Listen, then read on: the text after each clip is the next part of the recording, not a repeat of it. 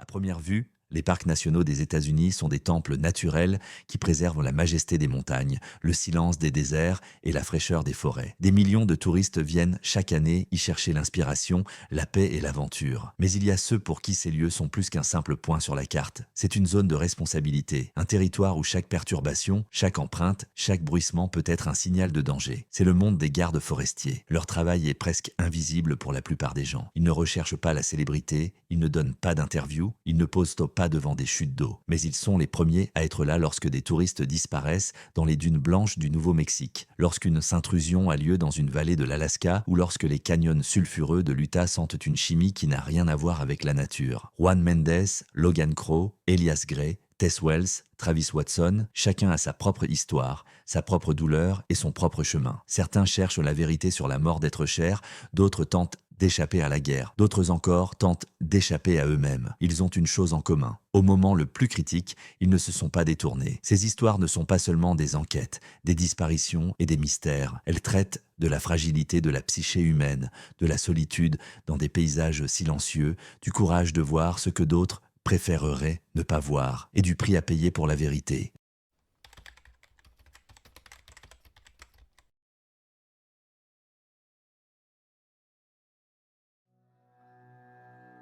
Le rapport du ranger Tess Wells du 17 juillet 1976 se lit succinctement. Traces de contamination chimique détectées à la source 16B, Maze District. Le lendemain, elle demande un congé de 3 jours pour raisons personnelles. Lorsqu'elle reprend du service, elle apporte avec elle des preuves qui permettront de mettre au jour l'un des plus grands réseaux de drogue de l'Utah. Tess Wells n'avait pas prévu de devenir ranger. Fille d'un inspecteur de police de Moab, elle a choisi une carrière de journaliste d'investigation. Ses articles sur la corruption et le trafic de drogue dans l'Utah lui ont valu plusieurs prix et beaucoup d'ennuis. Tout change après la mort de son père. En 1972, l'inspecteur James Wells est retrouvé dans sa voiture, le cœur arrêté. La version officielle est celle d'une crise cardiaque. Après des années de tentatives infructueuses pour poursuivre les enquêtes de son père par le biais du journalisme, Tess rejoint le service du parc national de Canyonlands en 1976. Le Maze District, la partie la plus isolée et la plus dangereuse du parc, connue pour ses canyons labyrinthiques et ses températures extrêmes, devient son nouveau foyer. Personne ne s'est demandé pourquoi une journaliste à la carrière prometteuse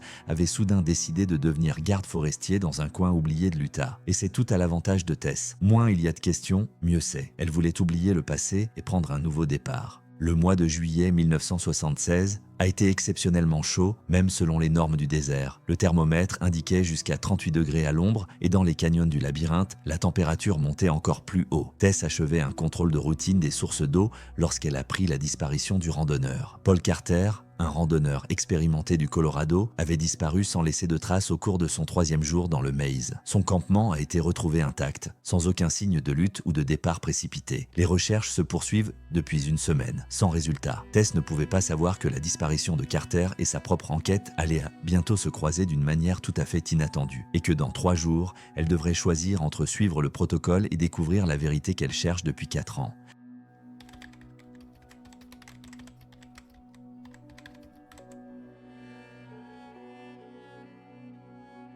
L'odeur de l'ammoniac dans le désert n'est jamais naturelle. Pour Tess Wells, cette odeur à la source d'eau ne signifiait qu'une chose, une intervention humaine, et ce n'était pas touristique. Son père détective lui avait appris à reconnaître de tels signes. En juillet 1976, la région de Maz, dans le parc national de Canyonlands, est pratiquement déserte. Seuls les randonneurs les plus expérimentés s'aventuraient dans ces canyons enchevêtrés. Les températures dépassent 38 degrés Celsius le jour et tombent à 15 degrés la nuit, ce qui est dangereux même pour les voyageurs expérimentés. La matinée du 17 juillet commence pour Tess par une nouvelle patrouille. La source 16B est l'une des plus éloignées, située dans un canyon étroit et peu ensoleillé. Tess s'est bien préparée. Son sac à dos contient de l'eau, de la nourriture, du matériel de navigation et un talkie-walkie, bien que les communications dans les canyons soient souvent interrompues.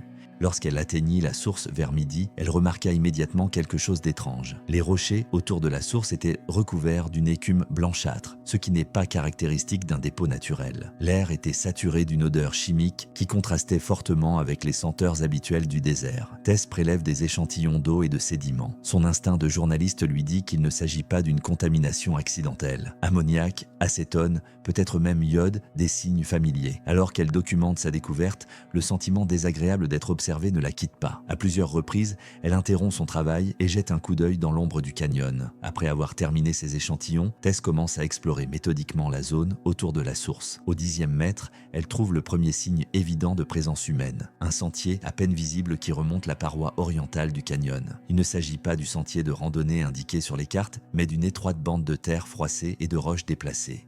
Elle estime que la montée mène à l'étage supérieur du canyon, où plusieurs grottes, trop petites pour attirer les touristes, sont indiquées sur les cartes. Surmontant la chaleur, Tess entame une ascension prudente. Plus elle monte, plus l'odeur chimique se fait sentir. 30 mètres, au-dessus de la source, le sentier contourne une corniche rocheuse. Au détour d'un virage, une étroite fissure verticale est visible dans ce qui semble être une paroi solide. En s'approchant, elle vit qu'elle était assez large pour qu'une personne puisse s'y faufiler. Le sol en pierre devant l'entrée portait les signes révélateurs d'une présence humaine. Du sable usé, des mégots de cigarettes et, plus inquiétant encore, des gouttes de liquide qui laissaient le même résidu blanchâtre que la source. Tess prend des photos de tous les détails et tente de contacter la base, mais la radio ne donne que des signaux parasites. Son premier réflexe est de regarder dans la fissure, mais la prudence professionnelle prend le dessus. Elle ne sait pas ce qu'il peut y avoir à l'intérieur et n'est pas préparée à une éventuelle confrontation. Après avoir pris les dernières photos, Tess s'apprête à redescendre lorsqu'un bruissement se fait entendre dans les profondeurs de la crevasse. Elle se réfugie instinctivement derrière un rebord rocheux, le cœur battant la chamade. Le bruit ne se reproduisit pas, mais tout son corps se tendit dans l'attente du danger. Les minutes s'éternise. Finalement, décidant que le bruit avait peut-être été causé par un rocher tombé, elle jeta un coup d'œil prudent à l'extérieur. L'entrée n'a pas changé. Tess commença à descendre rapidement, en se retournant et en écoutant souvent. Lorsqu'elle a atteint un point sûr, elle a contacté la base, se limitant à un bref message sur la contamination de l'eau. Pas un mot sur ses soupçons ou sur le fait que cela pourrait être lié à l'affaire de son père. L'analyse des échantillons en laboratoire l'a confirmé. L'eau contenait des produits chimiques utilisés dans la fabrication de méthamphétamine. Il ne s'agit plus d'une simple violation des règles du parc, il s'agit d'une infraction pénale. Le protocole exigeait qu'un superviseur soit informé et qu'il contacte ensuite les autorités locales. Mais après la mort de son père, Tess ne fait plus confiance à la police locale, ni même à certains de ses collègues de l'administration du parc. Dans son rapport officiel, elle ne mentionne que les faits relatifs à la contamination, en omettant le sentier et la crevasse. Pendant la nuit, Tess est restée éveillée une bonne partie de la nuit, réfléchissant à ce qu'elle allait faire. Il y a une personne en qui elle peut avoir confiance, Ray Martinez, un agent du FBI de Salt Lake City avec qui elle a déjà travaillé sur une affaire de corruption. Contourner la direction pour contacter le FBI est une grave violation du protocole qui pourrait conduire à un licenciement. Mais l'enjeu est bien plus important, il s'agit de découvrir la vérité sur la mort de son père et de mettre un terme au trafic de drogue dans le parc national.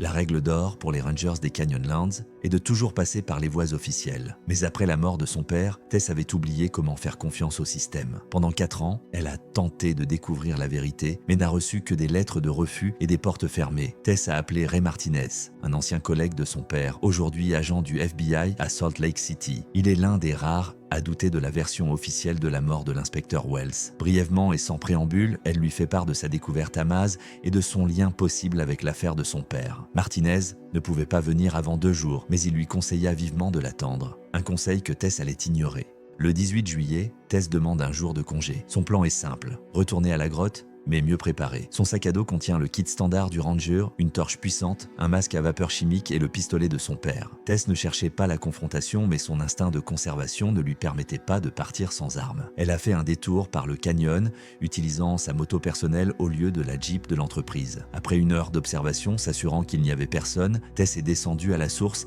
et a grimpé le sentier caché jusqu'à la crevasse. Cette fois, elle n'hésite pas. Se faufilant dans le passage étroit, Tess s'engagea dans le tunnel qui s'élargissait peu à peu. L'air est saturé d'une odeur chimique et elle met son masque. Après 50 mètres et un virage serré, Tess se retrouve dans une grotte spacieuse. Ce qu'elle voit la surprend. La pièce est presque vide. Le sol portait les traces d'un équipement lourd récemment déplacé. Les murs étaient bordés de tuyaux de ventilation et quelques bidons et boîtes en carton se trouvaient contre le mur du fond. Des récipients en plastique vides portant des étiquettes de produits chimiques étaient posés dans un coin. Tout indiquait qu'un équipement avait été récemment démonté ici. Elle déduit de la disposition des appareils et des restes de tuyaux qu'un des conduits de ventilation sortait bien directement au-dessus de la source 16B, ce qui expliquait la contamination chimique de l'eau. Dans le coin le plus éloigné de la grotte se trouvait une petite cachette, une niche creusée dans la roche et recouverte de pierres. À l'intérieur se trouvait une carte du parc en lambeaux avec des marques, un nouveau carnet avec des dates et des chiffres, et plusieurs photographies des canyons avec des coordonnées au dos. L'une des marques de la carte était entourée de rouge et portait la date du jour,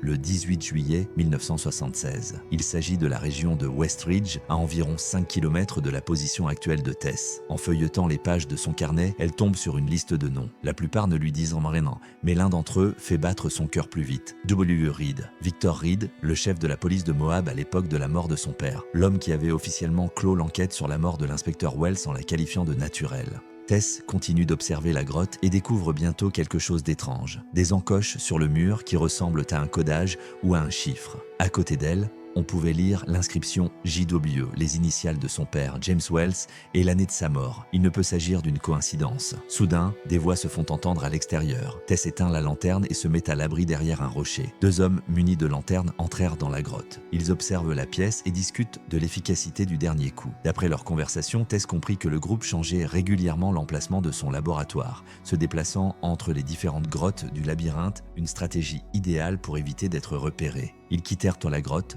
Dès que les bruits de pas se sont tus, Tess est sortie prudemment de sa cachette. Elle quitta rapidement, mais prudemment la grotte par où elle était entrée. Déjà sur le chemin qui descendait vers le canyon, Tess sentit le sol trembler. Lorsqu'elle se retourna, elle vit de la poussière s'élever de la crevasse. Il semblait y avoir eu un effondrement dans la grotte. Intentionnel ou accidentel, cet effondrement aurait pu ensevelir les derniers indices et les preuves de sa visite. Rejoignant la moto, Tess déplie la carte qui lui a été confisquée. Le marqueur rouge indiquait la zone connue des Rangers sous le nom de Westridge, l'une des sections les plus inaccessibles et les plus rarement patrouillées de Maz. À en juger par les marques, les trafiquants de drogue ont utilisé au moins 5 endroits différents, faisant circuler leur matériel entre eux.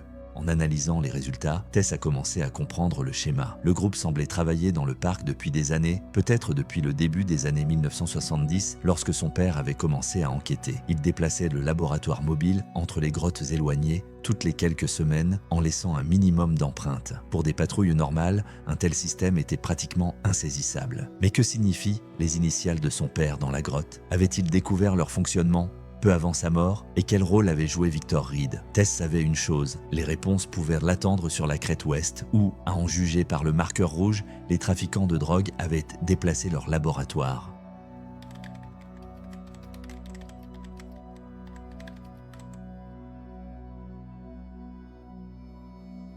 Dans la grotte exiguë, où l'oxygène est limité et la sortie effondrée, Tess consulte les dossiers du cartel de la drogue. Sur la dernière page du rapport, elle voit une signature. L'écriture est celle d'un homme qu'elle connaît depuis l'enfance, l'ancien partenaire de son père, aujourd'hui chef de la police de Moab. La crête occidentale accueille Tess avec un froid d'avant l'aube. Le 19 juillet, elle arrive avant le lever du soleil et gare soigneusement sa moto dans une cachette naturelle parmi les rochers. Les jumelles militaires qu'elle a hérité de son père sont son principal outil. À bonne distance, elle peut observer les coordonnées marquées sur la carte.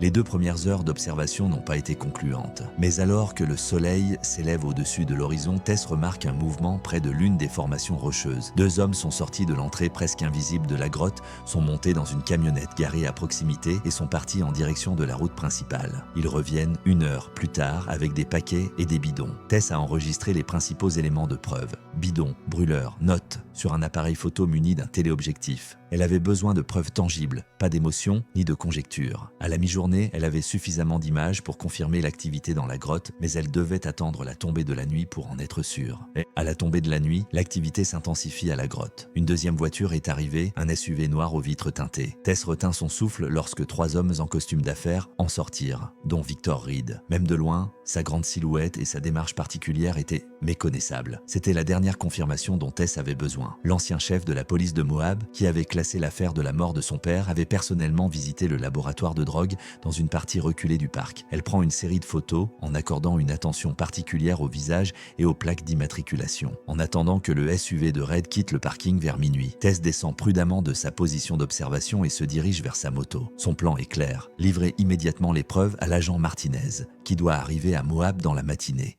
Dans un motel de la banlieue de Moab, Tess avait préparé un rapport détaillé jusqu'à l'aube. En plus des photos, elle avait une carte des 5 emplacements du laboratoire mobile, les preuves chimiques qu'elle avait trouvées et surtout des preuves indirectes de l'implication de Reed dans la mort de son père. Pas assez pour une accusation de meurtre, mais plus que suffisant pour un mandat de perquisition et d'arrestation dans une affaire de drogue. Martinez est arrivé à 7h matin et à 7h du matin, juste après un vol de nuit fatigant depuis Salt Lake City. Malgré la fatigue, il examine attentivement tous les documents présentés par Tess, prend des notes et hoche la tête de temps à autre. L'agent expérimenté comprend rapidement l'importance de la découverte. « C'est très sérieux, Tess. Tu as fait du bon travail, » dit Martinez en regardant les photos. Surtout les photos de Reed. Nous le soupçonnions d'avoir des liens avec des trafiquants de drogue, mais jusqu'à présent, nous n'avions aucune preuve directe. Martinez a immédiatement contacté le bureau régional du FBI à Salt Lake City et a entamé la procédure d'obtention des mandats. Tess est surprise par la rapidité avec laquelle les rouages de l'enquête fédérale se mettent en place. À midi, l'opération était entièrement planifiée et le soir venu, les agents arrivaient déjà par petits groupes, logeant dans divers motels de Moab pour préserver le secret. Martinez avait insisté pour que Tess ne participe pas au raid lui-même. « Tu as déjà fait ta part du travail. » Et pas qu'un peu, avait-il dit. Maintenant, c'est notre responsabilité.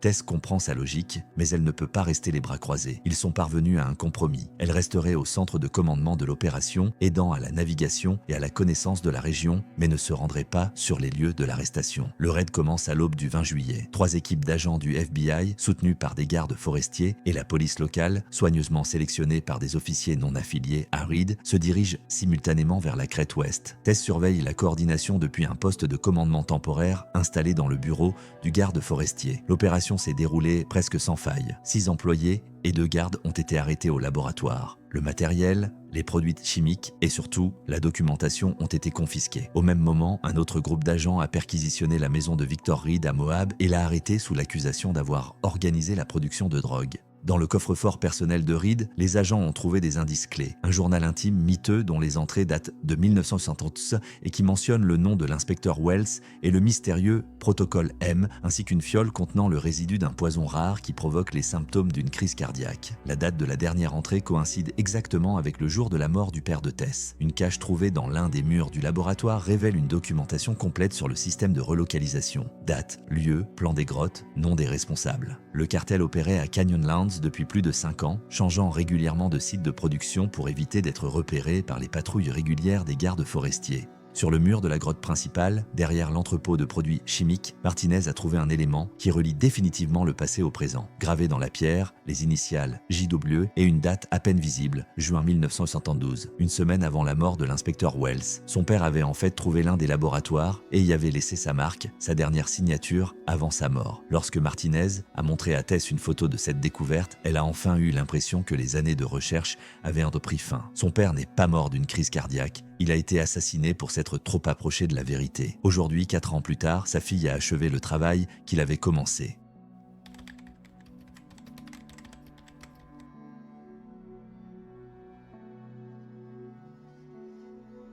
Le mois d'octobre a coloré les falaises de Canyonlands d'un rouge encore plus riche. Tess Wells se tient au sommet de Island in the Sky, regardant le soleil couchant dorer l'horizon. 3 mois se sont écoulés depuis l'opération de Westridge qui a tout changé. Le procès du cartel de la drogue se poursuit. Victor Reed et 11 autres accusés attendaient leur sentence. Il y avait suffisamment de preuves, non seulement pour les accusés de production et de distribution de drogue, mais aussi pour rouvrir l'enquête sur la mort de l'inspecteur James Wells. Une fois l'affaire résolue, Tess se voit proposer un retour au journalisme. Plusieurs grandes publications s'intéressent à son histoire, mais elle décline l'offre. Travailler comme ranger à Canyonlands est devenu pour elle bien plus qu'un moyen d'échapper à son passé. Elle est tombée amoureuse de la nature sauvage, de sa beauté sauvage et des secrets cachés dans les labyrinthes de pierre.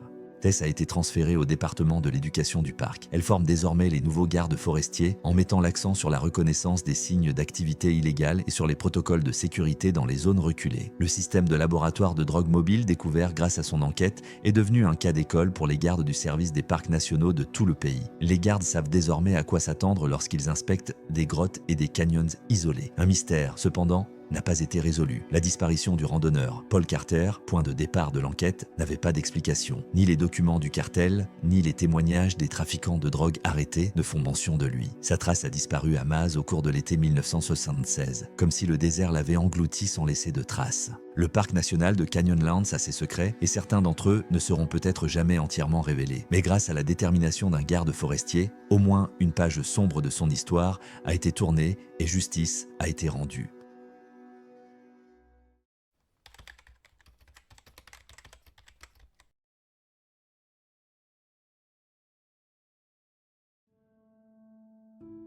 Le 21 juillet 1978, Elias Gray, un garde forestier de 45 ans, découvre des traces inhabituelles près de l'extrémité est de la vallée des Dixmill Smokies. Ces traces n'appartiennent ni à des ours ni à aucun autre animal connu dans le parc. Elles mènent à une petite crevasse dans la roche d'où provient un léger bruit. Près de l'entrée se trouve un fragment de métal avec une inscription partiellement lisible. Elias ramasse la trouvaille et la range dans la poche de son uniforme. Jusqu'en 1976, Elias avait travaillé comme détective privé à Seattle, spécialisé dans la recherche de personnes disparues. Sa carrière a été interrompue par une tragédie. En décembre 1975, sa femme Laura a été retrouvée morte dans les bois près de la ville. Selon la version officielle, il s'agirait d'un accident, d'une attaque d'un animal sauvage. Mais Elias soupçonne un lien avec sa dernière enquête, au cours de laquelle il avait déniché des informations sur des fonctionnaires corrompus. Il n'y avait aucune preuve et 6 mois de recherche infructueuse de la vérité l'avaient assez brisé. En juillet 1976, il a accepté un poste de ranger à Katmai, l'un des parcs nationaux les plus reculés des États-Unis, un endroit où les volcans côtoient la plus grande population d'ours bruns et où la vallée des 10 000 fumées, formée par une éruption de 1912, ressemble à une autre planète. L'émetteur radio de la ceinture d'Elias s'anime soudain. Gray répond à la base. « Nous avons une urgence. 2 touristes allemands ont disparu de votre secteur. Ils ont été vus pour la dernière fois hier à l'entrée de la vallée. Contactez la base immédiatement. » Terminé. Elias regarda la puce métallique dans sa main puis l'entrée sombre de la crevasse. Il ne devrait pas y avoir de machine dans son secteur. Il avait enfin trouvé la paix pendant ces 2 années dans le parc, mais il sentait maintenant un frisson familier le long de sa colonne vertébrale, le même qui, à Seattle, signalait toujours le début d'une enquête dangereuse.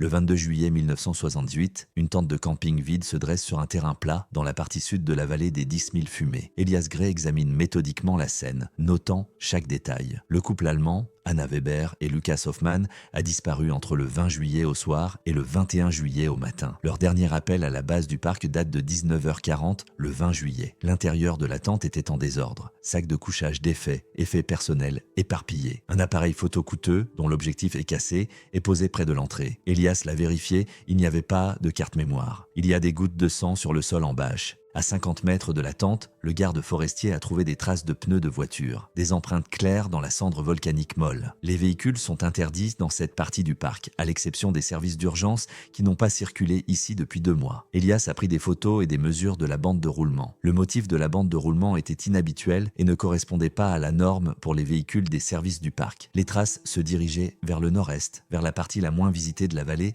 où l'activité des fumerolles, des affleurements de gaz volcanique rendaient difficiles les déplacements et l'étude de la zone. À 14h30, le ranger se retrouve dans le village de King Salmon, à 40 km de la limite du parc. Il y rencontre Tanas, un chasseur athabascan de 72 ans. Le vieil homme est connu des rangers pour sa connaissance intime du terrain. Tanas a écouté Elias et, après un moment de silence, lui a dit qu'à 2 reprises au cours des dernières semaines, il avait observé un comportement animal étrange dans la région des fumerolles du Nord. Les ours évitaient les rivières riches en saumon près de la vallée et les oiseaux évitaient certaines parties des basses terres austères sans qu'il y ait de raison apparente à cela. Il y a 3 ans, en 1975, un chasseur d'enchaurage a disparu dans la même région, ajoute M. Tanas. Les autorités ont déclaré qu'il s'agissait d'un accident, mais nous n'avons pas trouvé de corps. Les ours ne font pas ça, ils laissent des traces de leur repas. Elias note les informations dans son carnet. Les détails de la disparition du chasseur se trouvent peut-être dans les archives du parc. Il est étrange qu'il n'ait pas entendu parler de cet incident auparavant. De retour à la base à 17h45, Elias demande des informations sur les véhicules qui ont pénétré dans le parc au cours des 15 derniers jours. Seuls les bus de tourisme classiques et quelques véhicules privés munis de cartes de camping dans des zones autorisées, loin de l'endroit où le couple a disparu, sont répertoriés. À 19h20, le garde vérifie dans les registres la disparition du chasseur mentionné par Tanas. Une brève description demeure dans le dossier. James Harris, âgé de 41 ans, se serait noyé en traversant la rivière Ukak le 15 août 1974. 1975. Aucun corps n'a été retrouvé. La rivière Ukak coule à 2 km de l'endroit où les randonneurs ont disparu. Elias étale le fragment de métal qu'il a trouvé sur la table et l'examine à la loupe. Le fragment semblait faire partie d'un appareil industriel, peut-être une pompe ou un générateur. L'inscription partiellement conservée pourrait faire partie d'un nom de société ou d'un modèle d'équipement. À 20h15, le téléphone sonne. C'est la police d'Anchorage. Les affaires des randonneurs disparus contenaient les contacts de parents en Allemagne qui avaient déjà été informés de l'incident. La famille insiste pour poursuivre les recherches et promet de prendre l'avion dans 3 jours. À 22h30, Elias retourne à sa cabane. À la lumière de la lampe de bureau, il examine attentivement la carte de la vallée. Si les traces de pneus vont vers le nord-est, elles mènent probablement à d'anciennes stations géologiques abandonnées dans les années 1960. La zone étant considérée comme dangereuse en raison de l'instabilité du sol et de l'émission de gaz toxiques, les patrouilles régulières ne s'y aventurent pas. Le matin du 23 juillet, Elias a préparé l'équipement pour l'étude des fumerolles du Nord. Masque à gaz, combinaison spéciale, appareil de mesure pour déterminer la composition de l'air. Dans son sac à dos, il a mis une réserve de nourriture, d'eau, de fusées éclairantes et de médicaments pour 2 jours. Il informe la direction du parc de l'itinéraire prévu. À 8h15, il est parti en véhicule tout-terrain de service jusqu'à la limite de la zone interdite, puis a continué à pied en suivant les traces de pneus. À midi, les traces l'ont conduit à un petit canyon où les gaz volcaniques s'accumulent normalement. À cet endroit, les empreintes se sont brusquement arrêtées, comme si la voiture s'était volatilisée. En examinant les parois rocheuses du canyon, Elias remarqua des égratignures fraîches dans la roche, comme si quelque chose de lourd avait frappé la pierre. En grimpant plus haut, il trouva un passage caché, une crevasse assez étroite pour permettre le passage d'un petit véhicule. L'entrée était camouflée par de la mousse et des rochers artificiellement fixés. À l'intérieur du passage, le garde forestier a trouvé un bout de papier portant le logo de Raven Creek Prospecting et la date du 12/07 1978. Il y a 10 jours. Le nom de la société ne lui dit rien. En avançant dans l'étroit couloir, Elias entendit un bruit mécanique lointain. Le son, complètement déplacé dans la nature sauvage de la réserve, se répercute sur les murs. Un moteur, un générateur, un appareil de forage, quoi qu'il en soit, il fonctionnait en ce moment même, caché au plus profond de la vallée des 10 000 fumées. Il éteint sa torche et se dirige vers le son, en marchant avec une extrême prudence. Le tunnel s'élargit progressivement, se transformant en une galerie, manifestement creusée par l'homme. Les parois présentaient des signes d'un travail récent de la roche. Une faible lumière scintille à l'avant. Soudain, le bruit s'arrête. Le silence s'installa, rompu seulement par le goutte-à-goutte de l'eau quelque part dans les profondeurs du tunnel. Puis Elias entendit des voix humaines qui se rapprochèrent de lui. Elias se figea. 2 hommes discutaient d'une cargaison de matériel et d'un certain Lester. En heurtant accidentellement un rocher, le ranger trahit sa présence. « Qui est cela ?»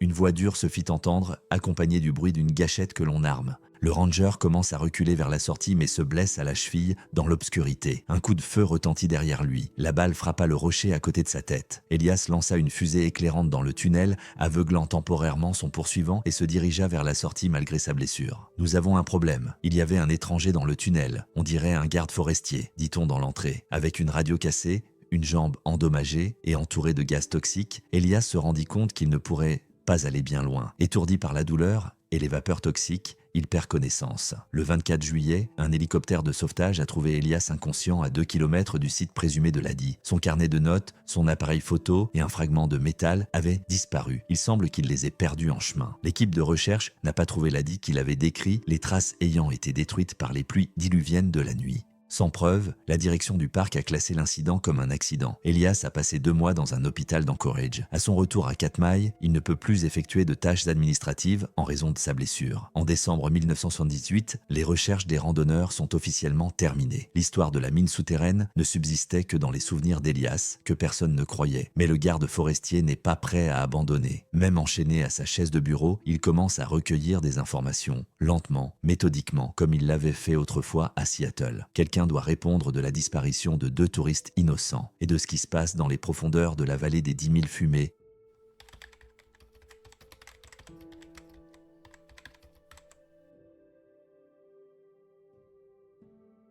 25 avril 1980. Elias Gray feuillette le journal du matin au café. La télévision parle de l'éruption du mont St. Helens, une nouvelle qui suscite l'intérêt professionnel du garde forestier. Beaucoup de choses ont changé au cours des 2 années qui se sont écoulées depuis l'incident de la vallée des 10 000 fumées. L'infraction s'est produite en mars. Sur la photo de la cérémonie de délivrance des nouveaux permis d'exploitation minière, Elias remarque un homme avec un corbeau tatoué sur le cou. Parmi les représentants d'Horizon Mining Logistics, cette société était en train d'étendre ses activités dans l'ouest de l'Alaska. Se faisant passer pour un investisseur potentiel, Elias se rend au bureau d'Horizon. Il suit ensuite l'homme tatoué jusqu'à un complexe d'entrepôt. Là, le garde forestier a remarqué des caisses de matériel sur lesquelles était inscrit Raven Creek sous l'autocollant d'Horizon. Le 27 avril, Elias a rencontré le journaliste Paul Reed du Anchorage Daily News. « Ça a l'air intéressant, mais où sont les preuves ?» demande Paul. Le lien entre les randonneurs disparus et cette entreprise semble ténu. Elias montre les photos prises à l'extérieur de l'entrepôt et un diagramme des liens possibles. Horizon Mining a été fondé en 1979, un an après l'incident de Katmai, explique le garde forestier. Mais son fondateur, Marvin Lester, avait déjà travaillé dans le secteur des petites mines d'or. Raven Creek était son exploitation souterraine, qu'il a légalisée sous un nouveau nom. Je suppose que c'est le cas. Mais même si la société exploitait illégalement des mines dans la réserve, quel était le lien avec la disparition des touristes ? Demande Paul. Ils auraient pu filmer quelque chose. N'oubliez pas que la carte mémoire de la caméra a disparu, répond Elias. Début mai, Paul a recueilli des informations sur Horizon. La société avait fait un bond impressionnant pour devenir un acteur influent de l'industrie minière en Alaska. L'origine incertaine du capital de départ de Lester était suspecte. Le 15 mai, ils se rendent au bureau d'Horizon à King Salmon, à seulement 50 km de Katmai. Le bureau était fermé, mais un vendeur local a déclaré que les employés partaient périodiquement en expédition vers le parc. Ils disent qu'ils font de l'exploration géologique avec l'autorisation de l'administration, ajoute-t-il. Mais ce qui est étrange, c'est qu'ils arrivent toujours dans un sens et repartent dans un autre. Le 20 mai, une lettre anonyme est parvenue au rédacteur en chef, accompagnée d'une photo de Lester serrant la main d'un haut fonctionnaire. La légende se lit comme suit. Réunion après l'obtention de la licence d'exploitation du site 37, août 1978. Réunion après l'obtention de la licence de développement du site 37, août 1978. Paul téléphone à Elias, site 37. Cela pourrait-il être lié à cette entrée 37 dont vous avez entendu parler dans le tunnel ? Le permis a été obtenu en août 1978, juste un mois après la disparition des touristes, remarque Elias. Une coïncidence trop commode. Le lendemain, Paul publie un article sur d'éventuelles irrégularités dans la délivrance des permis aux sociétés minières. La réaction est fulgurante. Le comité de rédaction est inondé de menaces de poursuites judiciaires. Le 25 mai, Elias a remarqué une surveillance. Un 4x4 noir, ressemblant à la voiture de l'homme au tatouage, l'a suivi et a tenté de le faire sortir de la route. Le lendemain, Paul a été suspendu de l'enquête et le matériel recueilli a été confisqué par la direction de la rédaction. Ils ont peur de perdre des annonceurs, a expliqué le journaliste. Je suis désolé, mais je dois cesser de coopérer le 2 juin. Elias a reçu une lettre de l'administration de Katmai lui demandant de reprendre le travail et de s'abstenir d'actions qui nuisent à la réputation du service des parcs. Le soir même, son appartement est cambriolé. Tous les documents d'enquête ont disparu. La police enregistre l'affaire comme un cambriolage domestique. Le 10 juin, le garde forestier a repris son travail administratif dans le parc. À l'extérieur, il met fin à l'enquête. La direction prend acte de son retour à la vie professionnelle. Mais le soir, dans le calme de son bureau, Elias entame une nouvelle enquête, plus prudente et profondément conspiratrice. Il se rend compte qu'il a affaire à un adversaire sérieux, influent et disposant de ressources. Pas de preuves matérielles, seulement des notes cryptées dans un journal personnel. Pas de contact direct, seulement des enquêtes anonymes par l'intermédiaire de contacts de confiance. Pas de voyage suspect, seulement une analyse minutieuse des données disponibles. Le ranger se préparait à un jeu de longue haleine. Cela pourrait prendre des années, mais il avait l'intention de résoudre le mystère de la disparition d'Anna et de Lucas et de mettre un terme aux opérations illégales dans le parc qu'il avait juré de protéger.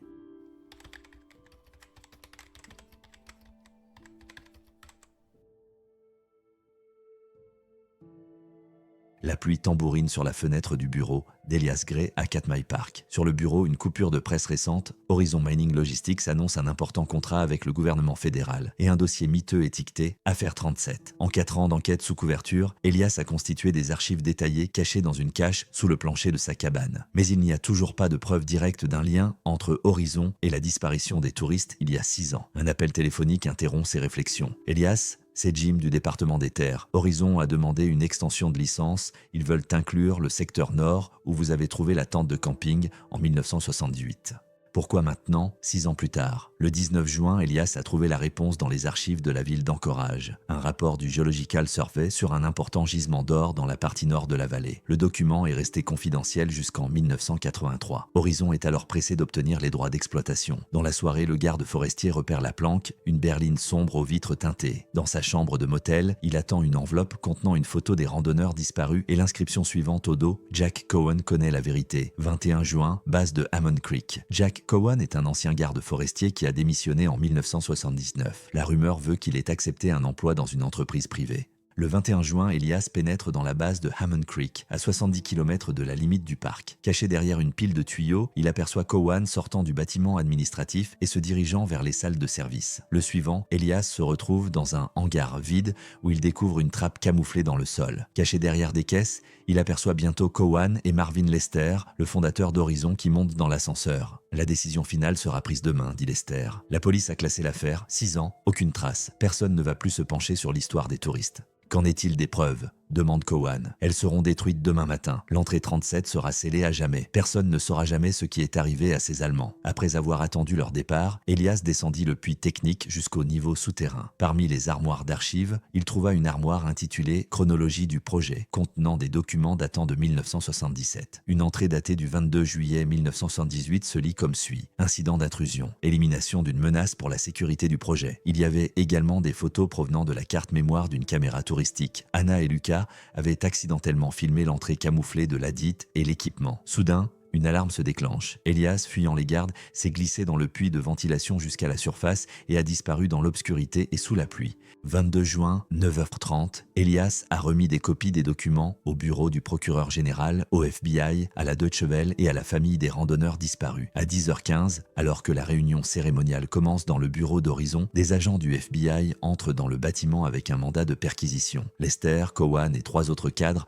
ont été arrêtés pour extraction illégale de ressources et implication dans la disparition des randonneurs. Le 24 juin, une équipe d'enquêteurs a découvert l'entrée 37 dans la vallée. Une entrée déguisée vers des tunnels souterrains. Les effets personnels d'Anna et de Lucas ont été retrouvés dans les profondeurs du complexe. Aucun corps n'a été retrouvé, mais des taches de sang dans l'adite appartenaient aux touristes. L'enquête a révélé que Raven Creek, alors Horizon Mining, exploitait illégalement de l'or depuis 6 ans par des galeries souterraines reliées à des cavités volcaniques naturelles. Des touristes ont accidentellement découvert l'entrée et ont été tués pour dissimuler l'opération. Jack Cowan, qui a décidé de coopérer à l'enquête, a admis qu'il était au courant du meurtre et qu'il avait aidé à dissimuler la piste pendant toutes ces années. Le 5 juillet 1984, Elias se tient devant la plaque érigée en l'honneur d'Anna et Lucas sur le point de vue de la vallée. Justice a été rendue, mais le prix à payer a été élevé.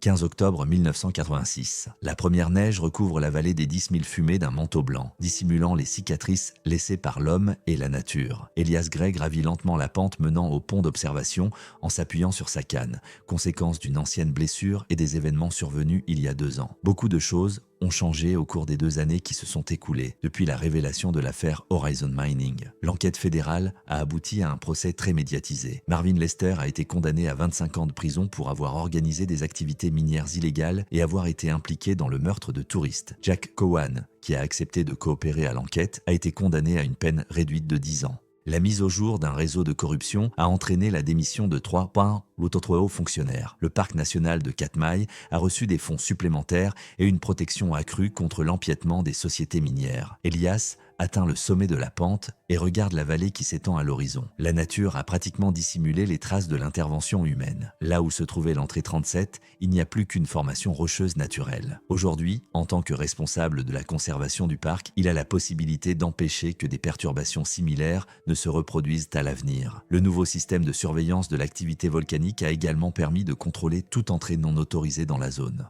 La vie continue. Elias ne ressent plus le poids du devoir non accompli. Les fantômes du passé n'avaient pas complètement disparu, mais il avait appris à vivre en paix avec eux. La neige qui tombait recouvrait les traces de pas mais n'effaçait pas le souvenir, ni des morts, ni de la justice qui avait été rendue, même tardivement. Un groupe de randonneurs apparut au loin, se dirigeant vers le pont d'observation. Elias ajusta son badge de rangée et se dirigea vers eux. Il avait accompli son devoir envers les morts. Il était maintenant temps de servir les vivants.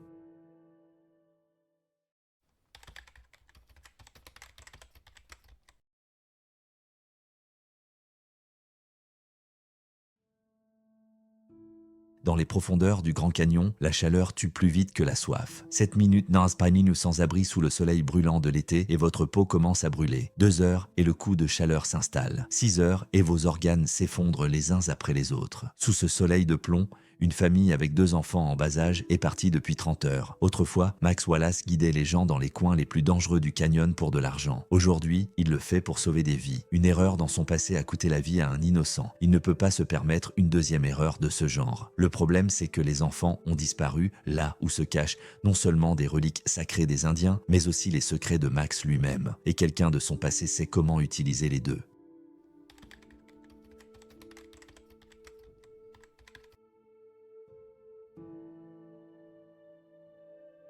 Pendant près de 5 heures, Max Wallace a cherché des signes de vie dans le désert implacable. Le GPS de navigation à son poignet indique 43 degrés, le jour le plus chaud de l'été. L'air tremble sur le sable chaud et les parois rouges du canyon semblent se fondre sous le soleil brûlant. Il était presque insupportable pour une personne non habituée de se trouver ici. Pour les enfants, c'était mortel. Le son d'une radio rompit le silence du désert. Le dispatcher de la station de South Edge rapporta ce que Max avait déjà craint. La situation avec la famille Taylor disparue devenait critique. Le dernier contact avec eux avait été enregistré hier soir, à 19h30, sur la piste de Nankowiap. Les coordonnées de leur dernière activité mobile ont été immédiatement envoyées à son GPS. Max serra les dents à la mention de Nankowiap, un des endroits les plus isolés du canyon qu'il ne connaissait que trop bien. Et pas seulement en tant que ranger. Toutes les équipes de recherche et de sauvetage étaient impliquées dans un incident majeur impliquant un bus de touristes sur le West Rim. L'opération de sauvetage de la famille lui avait été confiée, à lui, le meilleur pisteur et le seul à connaître aussi bien la région de Nankowiap. Le Chief Ranger Jenkins ne savait pas pourquoi Max avait si bien appris les pistes. Ce mystère est resté son fardeau pendant 15 ans. Max note des informations sur les hommes disparus. John, 42 ans, professeur d'histoire. Lisa, 40 ans, comptable. Les enfants sont Emma, 10 ans, et Tyler, 8 ans. Une famille avec une condition physique moyenne, un matériel de camping standard et 3 jours de réserve d'eau. Un rapide calcul confirme ses craintes. Ils vont manquer d'eau ce matin. Par cette chaleur, ils n'avaient pas plus de 24 heures sans eau. Avec les gestes automatiques d'un ranger expérimenté, Max revérifie son équipement. Trousse de premier secours, 6 litres d'eau, fusées éclairantes, armes à feu à la ceinture sous la veste. Le GPS indique qu'il y a 14 km jusqu'au sentier Nankowiap. En véhicule tout-terrain, cela prendrait environ 1 heure. Sur le chemin de la Jeep des gardes forestiers, le visage d'un jeune soldat, Ryan, mort sous son commandement en Afghanistan, lui est revenu à l'esprit. Max se souvient de chaque trait de son visage, de chaque tache de rousseur, du moment où la vie s'est éteinte dans ses yeux. Maintenant, à la place de Ryan, il voyait le visage de Tyler, 8 ans, le garçon qui pourrait mourir dans le canyon si Max n'arrivait pas à temps. Pas cette fois, dirent ses lèvres sans mot dire. La Jeep laissait derrière elle un nuage de poussière sur le chemin de terre. Max réalisa que dans 1 heure, son passé et son présent allaient converger vers un endroit qu'il espérait ne jamais revoir. Nankowiap, un endroit qui renfermait non seulement les anciens secrets de la tribu Hopi, mais aussi les secrets de Max Wallace lui-même. En avançant sur la route sinueuse au milieu du paysage desséché, il se souvient de l'entraînement des Marines. La seule façon de vaincre la chaleur est de se rappeler qu'elle frappe tout le monde de la même façon. La clé, c'est d'endurer 1 minute de plus que son adversaire. Aujourd'hui, son adversaire n'était pas seulement le canyon, mais aussi son propre passé. À l'embranchement du sentier Nankowiap, un homme seul se tient à l'affût. Old Joe, un Navajo, est le gardien de cette partie du parc, le seul à connaître le passé de Max. Son chapeau en lambeaux protège à peine son visage ridé du soleil ardent. Dans ses yeux, Max sent l'inquiétude. Il éteint le moteur et sort de la Jeep. La chaleur l'envahit comme un mur invisible. Old Joe ne dit pas un mot mais lui tend une amulette en cuir usé. De telles amulettes étaient portées par les gardiens des lieux sacrés de la tribu Hopi. Max comprit tout de suite la signification du signe. Ils étaient revenus chercher le masque, une relique spirituelle cachée dans les anciennes granges de Nankowiap. Les fantômes de son passé étaient revenus. Et maintenant, non seulement la vie de sa famille était en jeu, mais aussi sa propre rédemption.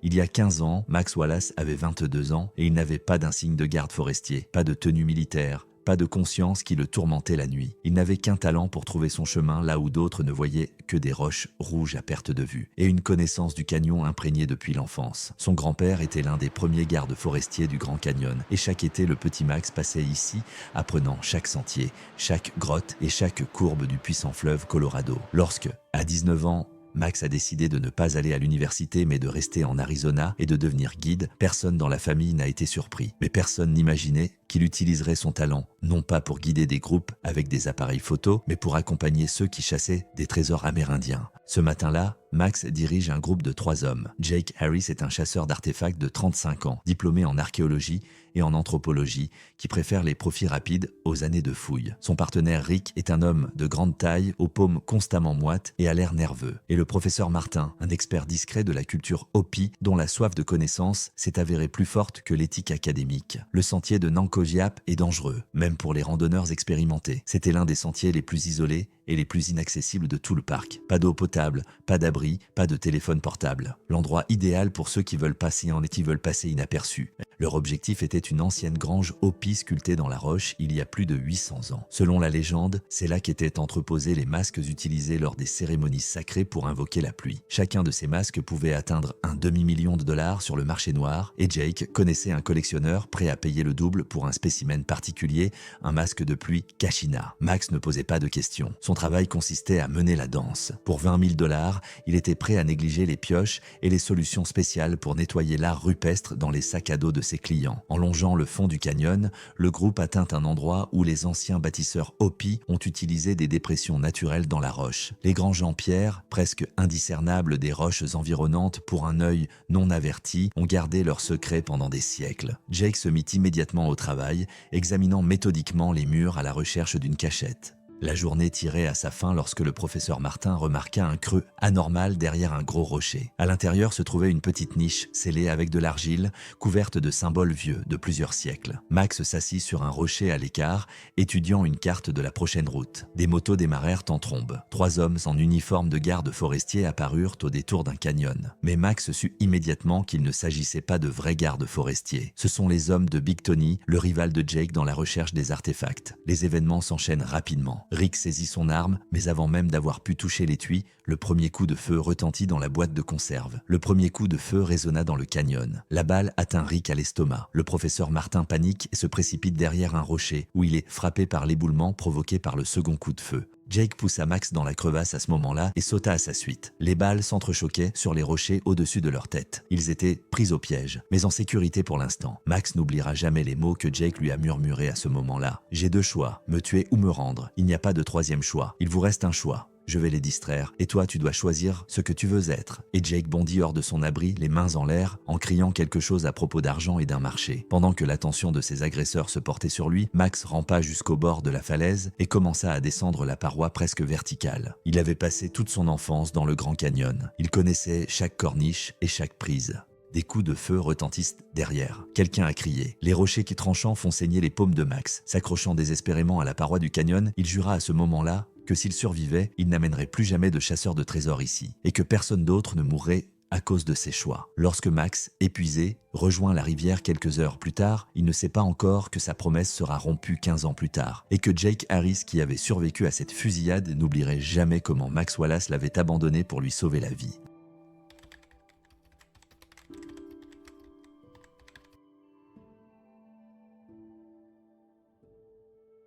Le sentier Nankowiap a commencé comme la plupart des sentiers du Grand Canyon, par une descente abrupte où chaque pas était douloureux pour les genoux, mais les randonneurs expérimentés savent que le véritable défi ne commence qu'après le premier kilomètre de descente, lorsque le sentier confortable se transforme en une bande à peine perceptible qui contourne des falaises abruptes. Max avançait rapidement, absorbant les informations avec toute l'habileté d'un ancien pisteur. Les semelles souples des baskets de la famille Taylor ont laissé des marques distinctives dans la poussière rougeâtre. À en juger par la profondeur des empreintes, il marchait tranquillement, sans se presser. Les enfants gambadaient, s'écartant du chemin principal où leurs parents les avaient apparemment laissés aller. Une famille normale, heureuse, inconsciente du danger. Le sentier a disparu à environ 3 km du début de la piste, près du premier virage abrupt où le canyon s'ouvre dans toute sa majestueuse beauté. Les touristes s'y arrêtent souvent pour prendre des photos et se reposer. Max s'accroupit et étudie les rochers perturbés. L'une d'entre elles présentait un éclat frais, à la lueur métallique. Il sort un canif et arrache avec précaution le minuscule fragment de métal. Peinture, vert foncé, d'une spatule de sapeur de type militaire. Max examine la zone environnante, la divisant méthodiquement en secteurs, comme on le lui a appris dans les Marines.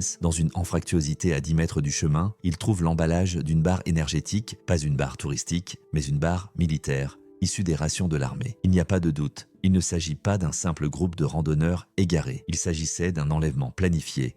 Les entrailles de Max se resserrent. Les enfants, ils avaient pris les enfants, et ils savaient pourquoi. La piste de Nanko Weap menait à un site sacré Hopi, un ancien granit et une ruine où, selon la légende, des masques de cérémonie étaient conservés pour le rituel d'invocation de la pluie. Pour la tribu Hopi, qui vit dans le désert, la pluie est le don le plus précieux des dieux. Leurs masques, imprégnés de rituels et de prières séculaires, étaient considérés comme plus que de simples objets d'art. Ils étaient les réceptacles des esprits. Max se leva et regarda l'inquiétante paroi rouge du canyon. Si ses calculs étaient exacts, il lui restait tout au plus 6 heures pour retrouver la famille vivante. Le soleil approchait impitoyablement de son zénith, brûlant toute vie. Dans la soirée, la température descendrait à une trentaine de degrés, mais il serait trop tard pour les hommes déshydratés. Il suivit les signes infimes, presque invisibles, que d'autres gardes auraient remanqué, des rochers légèrement déplacés, une branche de cactus cassée, le dessin distinctif d'un sol perturbé. Les ravisseurs ne suivaient pas le sentier principal, mais un sentier parallèle, moins connu, qui menait à l'entrée cachée des grottes de Nanko Weap. Le sentier que Jake Harris lui avait montré il y a 15 ans. Une petite crevasse, presque invisible pour l'observateur occasionnel, menait à un labyrinthe de passages étroits à l'intérieur de la roche. Max savait que sans torche ni expérience, n'importe qui pouvait s'y perdre et mourir dans l'obscurité. Mais les ravisseurs savaient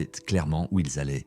Avant de pénétrer dans la crevasse, Max vérifie son arme. Le Glock était toujours aussi fiable. La partie professionnelle de son esprit lui rappela le protocole. Appeler des renforts, ne pas pénétrer seul dans une zone potentiellement dangereuse. Mais il n'y avait pas de renfort et la famille n'avait plus beaucoup de temps. Dans l'ombre, à l'entrée même de la grotte, se trouvait un petit sac à dos à l'effigie d'un super-héros. Il s'agit du sac à dos de Tyler, abandonné ou délibérément laissé là. À l'intérieur, Max trouve un cahier de dessin d'enfant et une bouteille d'eau presque pleine. C'était un signe. Les ravisseurs montrèrent délibérément qu'ils avaient le garçon et qu'il était encore en vie. Max éclaira les premiers mètres de la grotte avec une torche. De rares gouttes d'eau s'écoulaient du plafond et s'accumulaient en petites flaques sur le sol. Les anciens considérèrent ces grottes comme sacrées précisément à cause de l'eau, seule source d'humidité dans ce canyon aride. Le couloir bifurque juste après l'entrée. Des traces de pas humides sur les pierres indiquaient la bonne direction. Max alluma le mode tactique de sa torche et pénétra à l'intérieur. Le passage tournait en boucle, se rétrécissant tellement qu'il devait se faufiler sur le côté, puis s'élargissant dans de petites grottes au plafond jonchées de stalactites. Les anciens habitants avaient laissé leurs traces pilant sur les murs. Des peintures rupestres représentaient des scènes de chasse, des prières à la pluie et des personnages masqués. Après 200 mètres de sentiers sinueux, la grotte s'élargit soudain, révélant un ancien sanctuaire. Le plafond de la grotte est si haut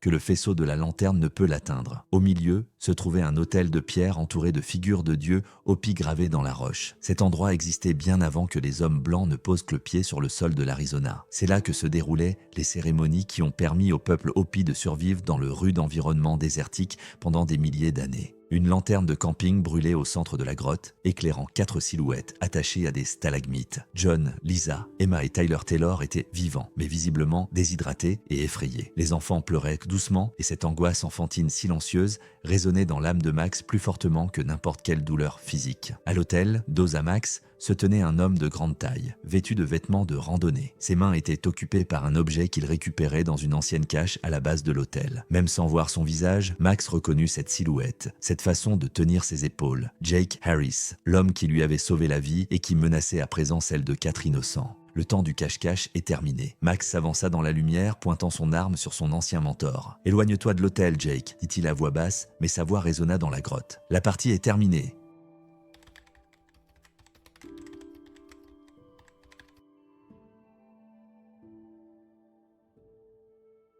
La tempête de sable dans le désert afghan rappelle à Max Wallace les tourbillons de poussière du Grand Canyon. Le même linceul aveuglant qui s'accroche à chaque pli de ses vêtements. Le même sentiment d'impuissance face aux éléments. Sauf qu'ici, le sable était mélangé à de la poudre à canon et que le vent n'apportait pas l'odeur des pins, mais le son des coups de feu lointains. 9 années s'étaient écoulées depuis ce jour dans le canyon de Nanko Weap. Après l'incident avec Jake, Max avait dû fuir l'Arizona, s'enfuir de lui-même. Le corps des Marines lui promettait un nouveau départ, une nouvelle identité, une structure, la rédemption.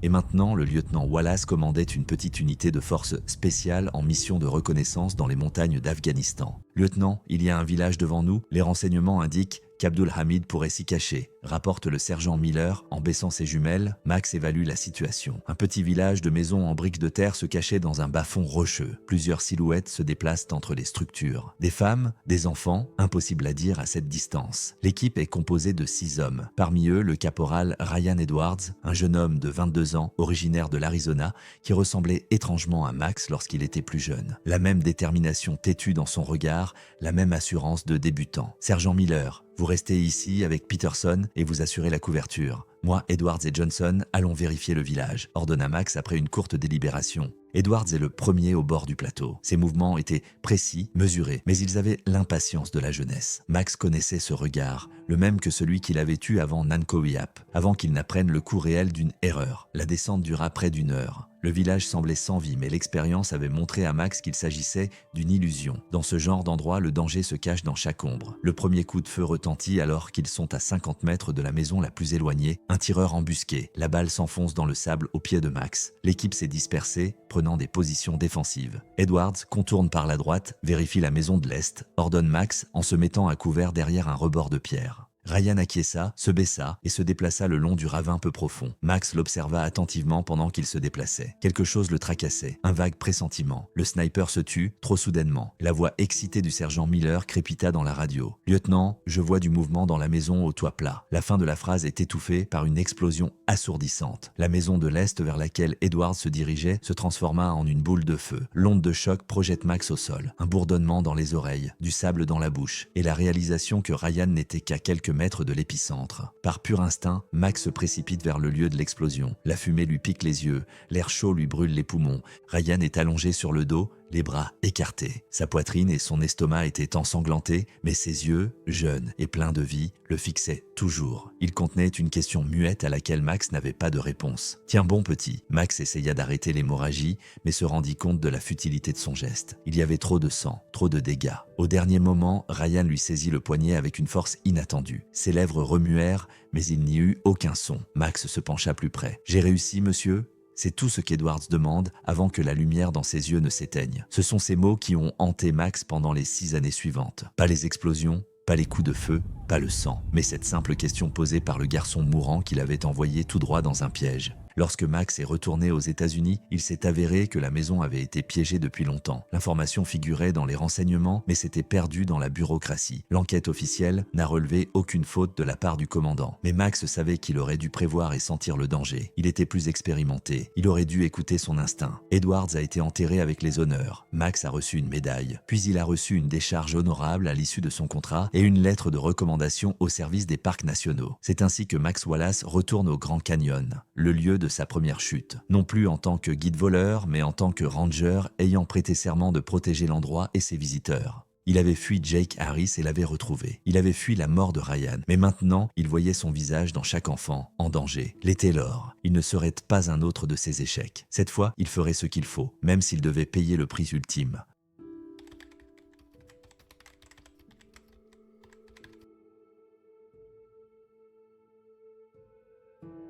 Jake Harris se retourna lentement, tenant dans ses mains un ancien objet de cérémonie. Le masque de pluie, Kachina fixait Max avec ses orbites vides. Le bois sombre, poli par les mains de dizaines de générations de chamans Hopi, semblait vivant dans la lumière irrégulière de la lanterne. « Maximilian Wallace » dit Jake, comme s'il goûtait un plat oublié depuis longtemps. « 15 ans, cela fait 15 ans que j'attends cette rencontre. » Max tenait son arme fermement, sans laisser sa main vaciller. Son regard évalua rapidement la situation. La famille Taylor était émaciée mais vivante. Sur le sol, près de l'autel, se trouvait un sac à dos en lambeaux contenant des outils pour récupérer des artefacts. Dans le coin le plus éloigné de la grotte se trouvaient 3 bidons d'eau et une radio. 2 autres hommes se tenaient à l'affût contre le mur est, des combattants armés de fusils semi-automatiques, probablement des mercenaires. Pose le masque, Jake. Tu sais que je ne te laisserai pas l'enlever. Quelque chose qui ressemble à du regret a brillé dans les yeux de Jake. Et moi qui espérais vraiment que tu te joindrais à moi, Max. Comme au bon vieux temps. Nous formions une bonne équipe, n'est-ce pas? C'était avant que tu ne prennes en otage des familles avec des enfants. Jake haussa les épaules. C'est le prix à payer pour faire des affaires. J'avais un contrat. Trouver et livrer le masque à une certaine date. Pour 1,5 million.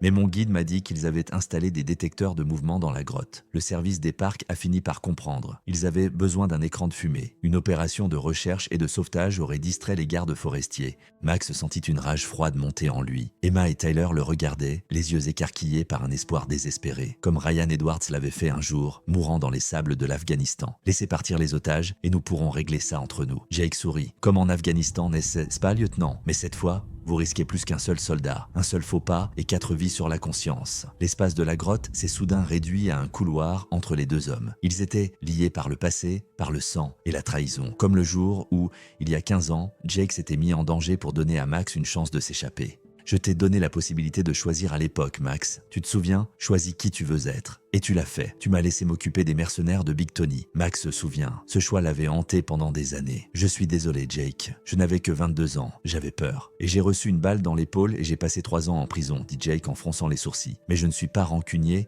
Après tout, si tu n'avais pas été là, je n'aurais pas rencontré mon employeur actuel en prison, un collectionneur très influent. Il s'intéresse particulièrement au masque Hopi. Max comprend que la conversation touche à sa fin. Jake n'abandonnerait pas. Les mercenaires ne manqueraient pas d'argent. D'un geste souple, il intercepta l'arme, visant non pas Jake mais la voûte de pierre au-dessus d'un des mercenaires. Il y a eu un coup de feu, puis un autre. Le son est assourdissant dans l'espace confiné de la grotte. Les stalactites s'effondrèrent, ensevelissant l'un des combattants. Profitant de la seconde confusion, Max roula jusqu'à la corniche qui lui servait de couverture. Les otages hurlaient. Jake gémit, serrant son masque contre sa poitrine. Le deuxième mercenaire tirait à tort et à travers, mais ses balles ne faisaient que projeter des étincelles sur les rochers. Max n'allait pas tuer Jake. Pas après que l'homme lui ait sauvé la vie, mais il ne pouvait pas laisser sa famille mourir. Avec un autre tir, cette fois sur la lanterne du camp, il plongea la grotte dans l'obscurité. Max se déplaçait infailliblement dans l'obscurité. Il connaissait cette grotte comme sa poche. 3 coups de feu net, et le deuxième mercenaire tomba, blessé à la jambe. Max était déjà à côté des otages, coupant leur lien avec un couteau tactique. « Descendez et courez vers la sortie », ordonna-t-il à voix basse à John Taylor, en lui tendant une torche de poche. Restez sur le mur de droite. L'éclair de la fusillade illumina un instant le visage de Jake, contorsionné par la rage mais teinté de respect. Il tira à nouveau et Max sentit une douleur brûlante dans son flanc. La balle était partie tangentiellement, mais il y avait beaucoup de sang. « Œil pour œil, Max », dit la voix de Jake à l'extérieur de la cellule principale. « Je prends le masque, tu prends la famille. Cette fois, on est quitte. » Le silence qui a suivi m'a indiqué que Jake était parti. Max a pressé sa main contre la blessure, sentant le sang couler entre ses doigts. Il n'y avait pas de temps à perdre. La priorité était de sauver sa famille. Surmontant la douleur, il conduisit les Taylor hors de la grotte. À l'extérieur, une escouade de Rangers les attendait. Le vieux Joe avait tout de même appelé des renforts. Les enfants sont déshydratés, mais les médecins urgentistes stabilisent rapidement leur état. Le chef des Rangers, Jenkins, s'approcha de Max pendant que le médecin recousait sa blessure. Une équipe de capture a intercepté votre Jake Harris à 5 km d'ici. Le masque est rendu à la tribu Hopi. Max acquiesça, étrangement soulagé. Mais il y a un problème, Wallace. Harris a dit beaucoup de choses pendant qu'il était détenu. Sur votre passé, sur le fait que vous étiez un intermédiaire pour les creuseurs noirs. Max savait que ce jour viendrait. Pendant 15 ans, il a vécu dans l'attente de la vengeance. Je ferai mon rapport demain matin. Jenkins regarde Max pendant un long moment, puis la famille Taylor, ou le petit Tyler, enveloppé dans une couverture de sauvetage, fait signe à son sauveteur. J'attends votre rapport. Mais vous savez, les fédéraux nous demandent un briefing complet sur les grottes de Nankoviap. Tous les sentiers, toutes les entrées. Je pense que votre expertise sera d'inestimable, peu importe comment vous l'avez obtenu. Max a levé les yeux, n'en croyant pas ses oreilles. Tu as sauvé 4 vies aujourd'hui, Wallace. Il est peut-être temps d'oublier le passé et de se concentrer sur le présent. Le soleil se couchait sur le bord du canyon, colorant les anciennes falaises d'un violet profond. Là où, il y a des milliers d'années, des chamans masqués ont prié pour que la pluie tombe sur leur peuple. Là où Max Wallace avait enfin trouvé sa rédemption.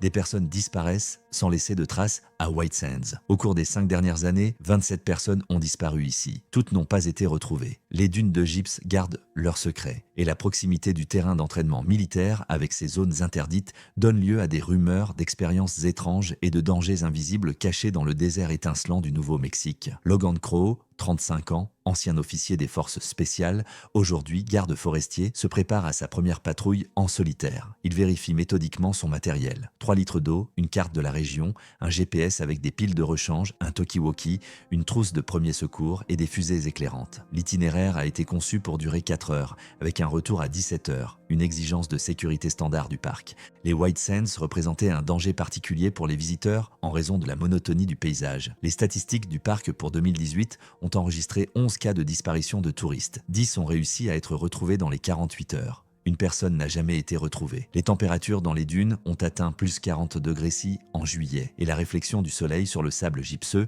a augmenté le risque de déshydratation et de coups de chaleur. Dans le passé, Logan a servi en Afghanistan, dans la province de Helmand, où il a participé à des opérations spéciales. Lors d'une mission en 2012, son équipe est tombée dans une embuscade. 4 de ses compagnons d'armes ont été tués. Après sa démobilisation, Logan a été diagnostiqué comme souffrant d'un syndrome de stress post-traumatique. Travailler dans un parc isolé était sa tentative de commencer une nouvelle vie loin des déclencheurs des souvenirs de guerre. Le 3e jour, Sarah Lawrence, senior ranger, informe Logan des caractéristiques de la région. Elle accorde une attention particulière à la limite orientale du parc, au-delà de laquelle se trouve le champ de tir militaire de White Sands. Le champ de tir teste régulièrement la technologie des missiles, ce qui nécessite parfois la fermeture temporaire d'une partie du parc aux visiteurs. La limite entre le parc et le champ de tir était marquée par des poteaux métalliques, mais lors des tempêtes de sable, ces marqueurs pouvaient être partiellement recouverts par le sable. Le 22 juillet 2019, en rentrant de patrouille, Logan remarque un drapeau rouge au-dessus du bâtiment administratif, une alarme. Le ranger de service a signalé que la famille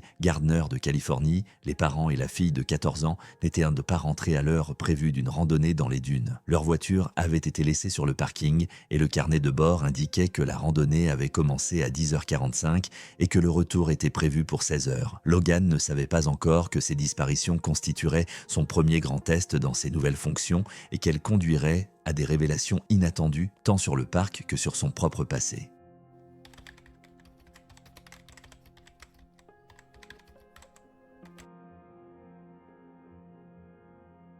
Le campement vide de la famille Gardner donnait l'impression qu'elle avait tout simplement disparu. La tente était restée intacte, avec les sacs de couchage et les effets personnels à l'intérieur. Les restes du petit déjeuner étaient posés sur une table pliante, des conserves à moitié mangées et des bouteilles d'eau à moitié vides. Une carte ouverte avec l'itinéraire balisé était appuyée contre un rocher pour éviter qu'elle ne s'envole dans le vent. Un journal ouvert et un crayon sont posés à proximité, la dernière entrée étant interrompue au milieu de la phrase. Logan Crow a découvert le camp Gardner le 23 juillet à 8h20, soit 16 heures après le début de l'opération de recherche. Il a soigneusement noté l'emplacement de tous les objets et pris des photos avant de toucher à quoi que ce soit. Son attention est attirée par une entrée de journal datant de la veille. Papa a remarqué quelque chose d'inhabituel derrière la dunette, on dirait une structure métallique. Je vais vérifier après. Une équipe de recherche est formée immédiatement après le déclenchement de l'alarme. 6 rangers, dont Logan et Sarah Lawrence, se sont répartis en binôme et sont partis dans les 3 directions les plus probables. Les recherches au sol ont été appuyées par un hélicoptère qui a survolé la zone jusqu'à la tombée de la nuit. Au matin,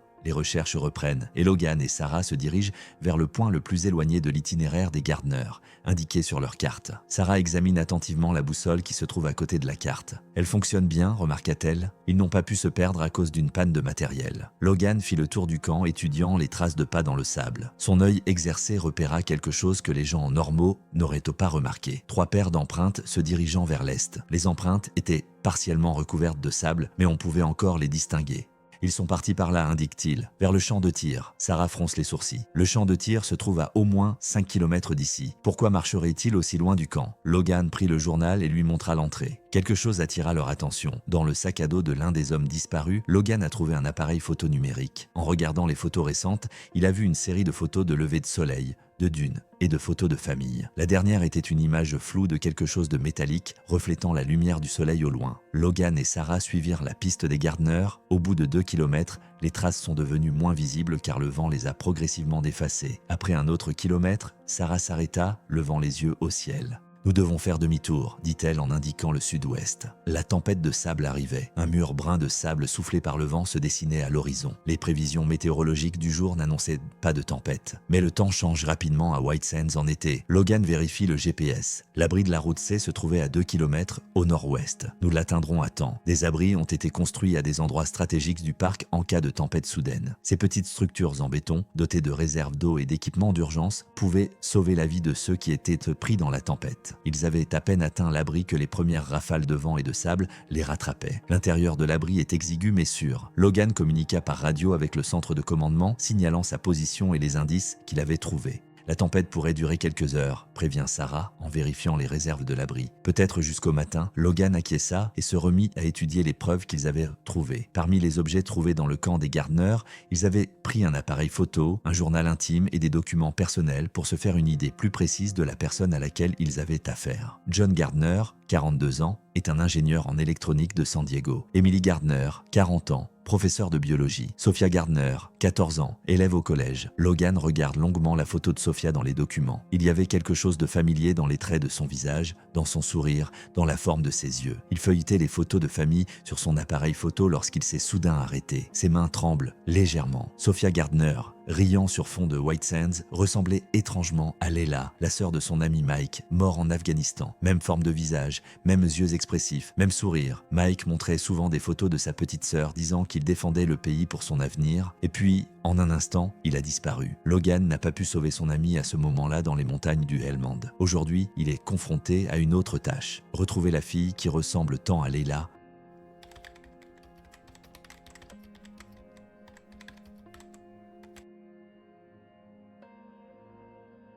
Un vieux météorologue du parc de White Sands a dit un jour à Logan « Les tempêtes d'ici ne changent pas seulement le paysage, elles changent les destins. Ici, les tempêtes ne changent pas seulement le paysage, elles changent les destins. » Le 23 juillet 2019, coincé dans un abri en béton au milieu d'une tempête de sable, Logan Crow a compris le sens de ces mots. Les éléments extérieurs n'étaient pas la seule menace. Parmi les affaires de sa famille disparue, il a découvert un indice qui a fait passer les recherches à un tout autre niveau. Une tempête de sable fait rage autour de l'abri où Logan et Sarah ont été contraints d'attendre les intempéries. Dans l'espace exigu de l'abri en béton, ils organisaient les objets qu'ils avaient retrouvés au camp Gardner. Leurs mains se touchent négligemment alors qu'ils tendent simultanément la main vers l'appareil photo. Sarah maintient son regard sur Logan pendant un moment, puis détourne rapidement les yeux. Dans l'espace confiné de l'abri, Logan sentit sa présence avec plus d'acuité, le parfum subtil de son shampoing, sa respiration mesurée, la concentration professionnelle avec laquelle elle étudiait l'épreuve. Depuis 3 semaines qu'il travaillait dans le parc, il avait commencé à remarquer la façon dont elle replaçait une mèche de cheveux derrière son oreille dans les moments de réflexion, la façon dont sa voix changeait lorsqu'elle parlait de choses qui lui tenaient vraiment à cœur. Maintenant qu'ils étaient coupés du reste du monde, ces détails semblaient particulièrement significatifs. Logan ne pouvait détacher son regard de la photo de Sophia Gardner. Chaque fois qu'il regardait son sourire, le visage de Leila, la sœur de son camarade décédé, lui revenait à l'esprit. Le sac à dos de John Gardner contenait une boussole professionnelle, des jumelles et une carte de la région avec des coordonnées marquées dans la partie est du parc. Logan a trouvé dans une petite pochette étanche la carte de visite du lieutenant-colonel David Hammond, responsable du contrôle environnemental au White Sands Proving Ground. Au dos, une note manuscrite. « Et-on dirait là, zone S16 ». Sarah, regarde ça, lui dit Logan en lui montrant la trouvaille. Gardner préparait une réunion avec les militaires. Pourquoi y sont-ils allés en famille? Et pourquoi ne l'ont-ils pas inscrit sur l'itinéraire? Logan se remet à étudier les papiers de la famille. John Gardner travaillait pour une société qui fabriquait des équipements de surveillance de l'environnement. Emily était professeure d'écologie à l'UCLA. Leur intérêt professionnel pour le parc devenait de plus en plus évident. Dans le sac à dos de Sophia, Logan trouve un journal intime. Les dernières entrées éclairent le but de leur voyage. Papa s'est encore disputé avec maman à propos du voyage. Elle ne pense pas que je devrais les accompagner, mais il insiste sur le fait qu'il s'agit d'une expérience éducative. Ils vont prélever des échantillons de sol à des fins de recherche dans le cadre du projet de surveillance de l'environnement de papa. Demain, nous irons à l'est du parc. Le matin du 24 juillet, la tempête s'est calmée. Logan se réveilla en constatant que le petit abri était nettement plus silencieux. Sarah dormait, appuyée contre son épaule. Dans l'étroitesse de la nuit, ils étaient involontairement plus proches l'un de l'autre que ne le laissait supposer leur relation de travail. Logan attrapa ses jumelles avec précaution, essayant de ne pas la réveiller. Sarah ouvrit les yeux, croisant son regard dans la pénombre du bunker. Pendant un instant, il y eut entre eux une compréhension silencieuse, plus qu'une solidarité professionnelle. Puis le moment est passé et ils sont revenus à la réalité de l'opération de recherche. Lorsqu'ils sont sortis de leur abri, le paysage autour d'eux avait complètement changé. Toutes les traces qu'ils avaient suivies avaient été effacées par la tempête.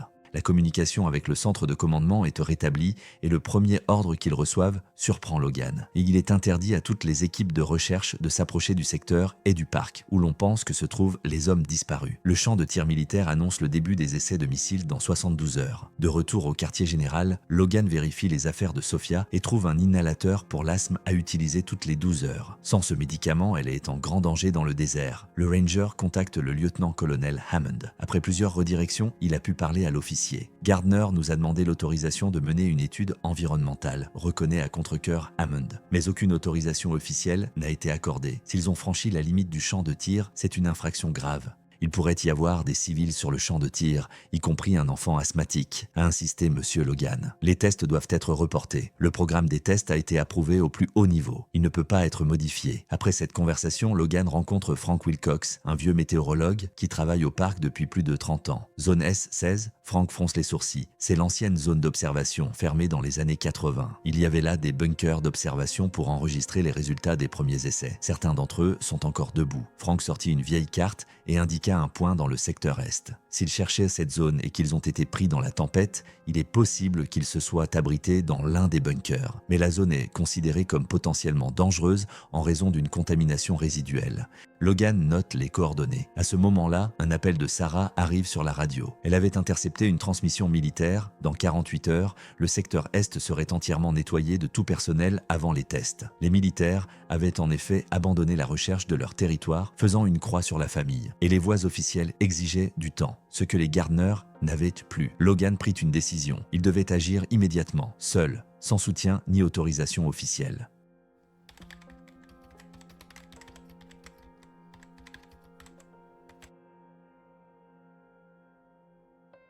La patrouille de nuit passe à 10 mètres de Logan. Il est resté immobile, recroquevillé dans le sable, comme il l'avait été autrefois dans les montagnes d'Afghanistan. La prochaine patrouille est attendue dans 30 minutes. Dans ce laps de temps, il devait trouver l'entrée du bunker S16 où, d'après les coordonnées de Frank, la famille Gardner pouvait se cacher. C'était son dernier espoir de retrouver Sophia vivante. Logan commença les préparatifs immédiatement après avoir parlé au vieux météorologue. Il prévoit d'agir seul, ne voulant mettre personne en danger. À 21h40, le ranger quitte le bâtiment administratif du parc et se dirige vers la Jeep de service où il charge le matériel nécessaire. Une carte, un GPS, un dispositif de vision nocturne provenant de son kit militaire, une réserve d'eau, une trousse de premiers soins contenant des médicaments contre l'asthme et des fusées éclairantes. L'apparition soudaine de Sarah change ses plans. Dans l'ombre, elle devine aisément ses intentions. Logan tente en vain de dissuader sa collègue de participer à cette opération risquée. Sarah lui rappelle qu'elle a passé 10 ans à White Sands et qu'elle connaît le secteur Est bien mieux que Logan. Il y avait dans ses paroles une logique indéniable qui le poussa à accepter l'incursion commune. Ensemble, ils franchirent la limite officielle du parc à bord d'une Jeep banalisée. Pour le camouflage, ils se déplacent sans phare, se fiant à des appareils de vision nocturne. Au-delà des routes touristiques, les dunes deviennent plus hautes et plus dangereuses. Certaines atteignent 10 mètres de haut avec des pentes abruptes qui ont piégé de nombreux voyageurs inexpérimentés. Lorsqu'ils atteignirent le périmètre du champ de tir, ils camouflèrent la Jeep entre deux dunes et continuèrent à pied. Logan ne put s'empêcher de remarquer l'assurance avec laquelle Sarah se déplaçait dans le désert nocturne. Son professionnalisme était vraiment admirable. Ils repérèrent la première patrouille militaire à 00h15. 2 soldats munis d'appareils de vision nocturne surveillaient méthodiquement la zone. Les Rangers se couchent derrière une dune,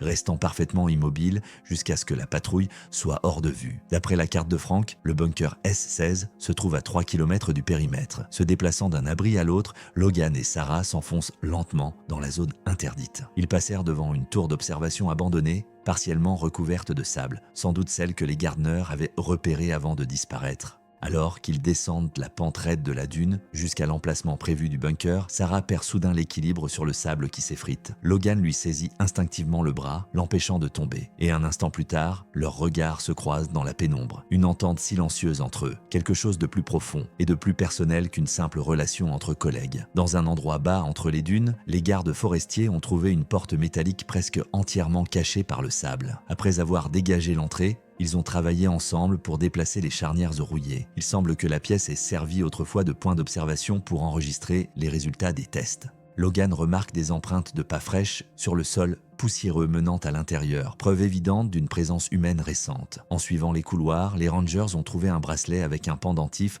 en forme de dauphin comme celui de la photo de Sophia Gardner. Dans l'une des pièces annexes, ils ont enfin trouvé la famille Gardner au complet. John est assis contre le mur, soutenant la tête de sa femme qui repose sur sa veste. Sophia, visiblement affaiblie, tient dans ses mains un inhalateur vide. En voyant les Rangers, l'espoir brille dans les yeux de la jeune fille. La brève présentation de Logan est interrompue par l'apparition de 2 militaires armés dans l'embrasure de la porte. La situation s'envenime instantanément. Non seulement les Rangers ont violé les limites de la zone interdite, mais ils ont été surpris par une patrouille militaire. Avec un sang-froid exceptionnel, Sarah réussit à attirer l'attention des militaires sur l'urgence médicale. Elle identifie clairement l'état de la jeune fille asthmatique et les signes de déshydratation d'Emily Gardner. Après une brève conférence avec le commandement par radio, les militaires ont reçu l'ordre d'évacuer l'ensemble du groupe vers le centre médical de la base. Des jeeps militaires transportent les rescapés et les sauveteurs vers un hélicoptère médical en attente. Sophia reçoit immédiatement les soins nécessaires et ses parents sont également pris en charge par des experts. Logan et Sarah s'attendaient à de graves conséquences pour avoir pénétré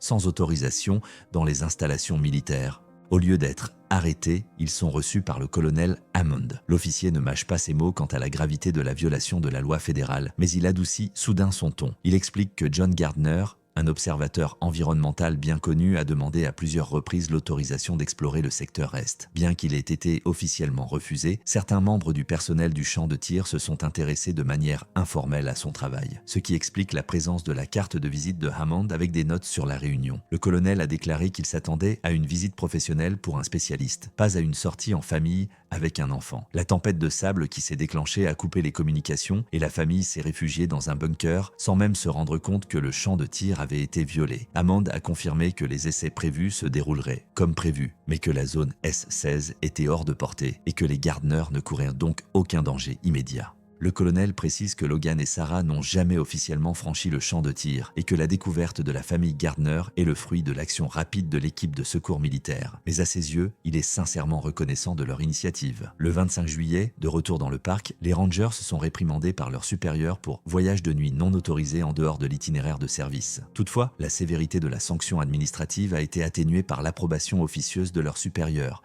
qui ont compris la véritable valeur du sauvetage d'une famille de randonneurs. Le soir même, l'état de Sophia Gardner s'était considérablement améliorée. Au téléphone, depuis l'hôpital d'Alamogordo, la jeune fille remercie personnellement ses sauveteurs. Pour Logan, cette conversation marque un tournant. Pour la première fois depuis longtemps, l'image de Leila, la sœur du camarade décédé, commence à s'estomper pour laisser place à la voix vivante de Sophia sauvée. Au coucher du soleil, Logan et Sarah se tenaient sur le pont d'observation, regardant les derniers rayons du soleil colorer les dunes blanches de tons dorés et roses. Il y avait entre eux ce silence particulier qui est plus éloquent que n'importe quel mot. Au cours de la conversation, Logan a expliqué qu'il avait choisi de travailler à White Sands dans l'espoir que ce paysage blanc l'aiderait à oublier les sables bruns de l'Afghanistan. Ironiquement, c'est ici, dans un lieu si différent des champs où il a combattu, qu'il a finalement été confronté aux souvenirs qu'il avait tenté de fuir. Sarah n'a pas besoin de lui demander quels sont ses projets d'avenir. La réponse se trouve dans l'expression calme du visage de Logan. Pour la première fois depuis des années, il était prêt à oublier son passé et à aller de l'avant. Lorsque le sol sous leurs pieds trembla légèrement à cause des tests qui avaient commencé au champ de tir, Logan ne sursauta pas comme il le faisait habituellement. Au contraire, il sourit facilement et librement, comme un homme qui a enfin trouvé sa place dans le monde.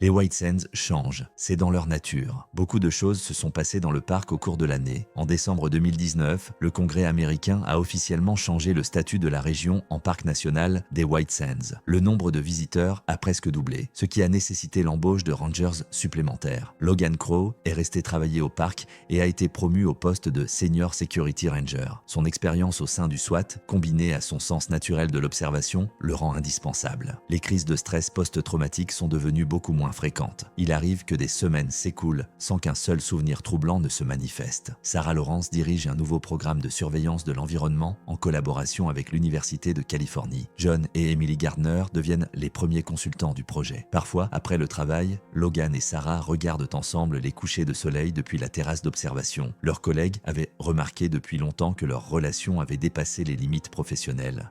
En juillet 2020, un an exactement après les événements survenus dans le secteur Est, Logan reçoit un colis de San Diego. Sophia Gardner avait envoyé son devoir d'école sur la conservation du désert qui avait reçu la meilleure note. Une photo y était jointe, Logan et Sarah en uniforme de rangée sur fond de dunes blanches comme neige, ainsi qu'un petit mot « Merci d'avoir montré que même dans le désert, on peut retrouver le chemin de la maison ». Ce soir-là, tenant la photo et se tenant sur le pont d'observation, Logan réalisa enfin que son long voyage à travers les sables était terminé. Il avait en effet trouvé le chemin de la maison.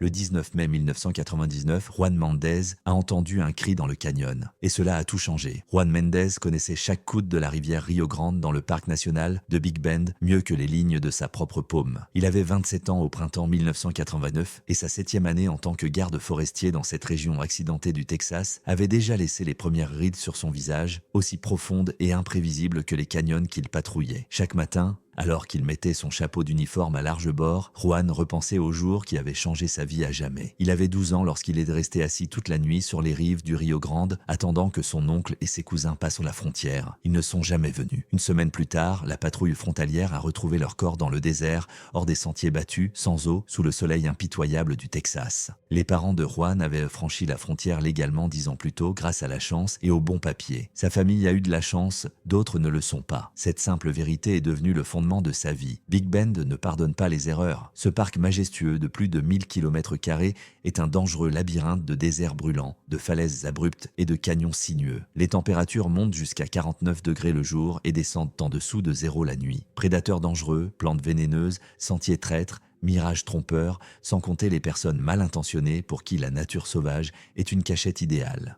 Les anciens gardes forestiers disaient que le canyon avait gardé certains secrets pendant des décennies, mais parfois la rivière remonte à la surface. Des os, des armes, des objets perdus, des histoires longtemps enfouies sous le sable et l'oubli. Juan pensait que son travail ne consistait pas seulement à préserver la nature, mais aussi à protéger les personnes en quête d'une vie meilleure contre les risques de cette terre rude. Au printemps 1999, Juan Mendez ne savait pas encore que son parc familier cachait de sombres secrets qui allaient changer sa vie à jamais, et que certaines des découvertes qu'il ferait dans les profondeurs du canyon de Santa Elena seraient mieux enterrées sous le sable du désert de Chihuahua.